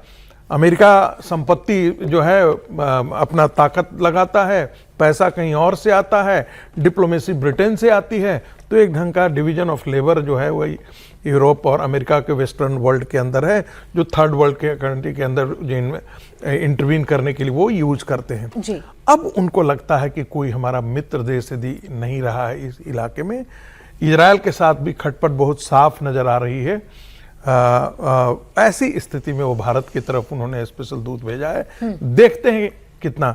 भारत के बारे में यही कहा जा रहा है कि भारत को हमेशा कॉशियस होकर के रहना पड़ेगा, क्योंकि अमेरिका भरोसेमंद साबित नहीं हुआ। सर, इसके अलग अलग मायने निकाले जा सकते हैं, लेकिन फिलहाल जो अमेरिका से खबर आ रही है वो भी एक बार बता देते हैं। एक बार फिर से डोनाल्ड ट्रंप पर हमला हुआ है, व्हाइट हाउस पर हमला हुआ है। डोनाल्ड ट्रंप उस वक्त व्हाइट हाउस के अंदर ही थे। अब सवाल यह है कि ट्रंप की जान लेने की कोशिश बार बार कौन कर रहा है, ट्रंप को मारने के लिए बार बार शूटर्स कौन भेज रहा है। सवाल यह कि आखिर ट्रंप को मारना कौन चाहता है। खबर यह है कि एक महीने के अंदर अमेरिकी राष्ट्रपति ट्रंप पर दूसरी बार हमला हुआ। हमलावर ने व्हाइट हाउस के पास करीब 30 राउंड फायरिंग की है। हमलावर ने फायरिंग व्हाइट हाउस के सिक्योरिटी चेक पॉइंट के पास की। गोलीबारी के समय राष्ट्रपति ट्रंप व्हाइट हाउस के अंदर मौजूद थे। इस हमले में एक आम नागरिक को गोली लगी है। वहीं सीक्रेट सर्विस की जवाबी कार्रवाई में हमलावर ढेर हो गया है। फिलहाल व्हाइट हाउस के आसपास सुरक्षा बढ़ा दी गई है। व्हाइट हाउस की छत पर स्नाइपर्स तैनात हैं। FBI क्राइम सीन पर मौजूद है। चप्पे चप्पे की बारीकी से जांच की जा रही है। सवाल अभी भी यही है कि बार बार ट्रंप पर हमला क्यों हो रहा है, कौन है जो इसके पीछे है। ट्रंप इससे पहले भी आपने देखा था, डिनर के दौरान भी फायरिंग हुई थी और अब व्हाइट हाउस के पास 30 राउंड फायरिंग होती है। हालांकि जो हमलावर है उसको जरूर ढेर कर दिया गया है, उसको जरूर मार दिया गया है सीक्रेट सर्विसेज के द्वारा। लेकिन वही सवाल है कि ट्रंप पर हमला कर कौन रहा है। हर्षवर्धन जी, क्या समझ में आता है, क्या इतना आसान है अमेरिका के राष्ट्रपति को बार बार निशाना बनाना? नहीं, आसान नहीं है, लेकिन ये बहुत चिंता की बात है। और देखिए, ये भी नहीं कहा जा सकता है कि ये कोई स्टेज्ड है या कुछ ऐसा है जिस पर हम लोग, क्योंकि ट्रंप सचमुच जानलेवा हमलों से बचे हैं। उनके साथ ऐसा नहीं है कि कोई किसी ने कोई स्याही फेंक दी हो या किसी ने चप्पल उछाल दिया हो, और ऐसा नहीं है कि पहले राष्ट्रपति अमेरिका के मारे और ऐसा भी नहीं कि पहले इसके पहले जान जा ही चुकी है। तो इसलिए, और यहाँ एक बात जो पिछली बार जब वो डिनर था, प्रेसिडेंट डिनर था, उसमें जो गोली चली थी, तो तब भी जो बात सामने आई और कहीं न कहीं ट्रंप के खिलाफ, ट्रंप की नीतियों के खिलाफ, एक तो जो अमेरिका में है और दूसरा जो बड़ी चिंता की बात है, क्योंकि हमने देखा था कि सलमान रश्दी को जाने कितने वर्षों के बाद, शायद 20-25 सालों के बाद वो आंख में चाकू मार दिया था। और वो तो ये बड़ा खतरनाक है।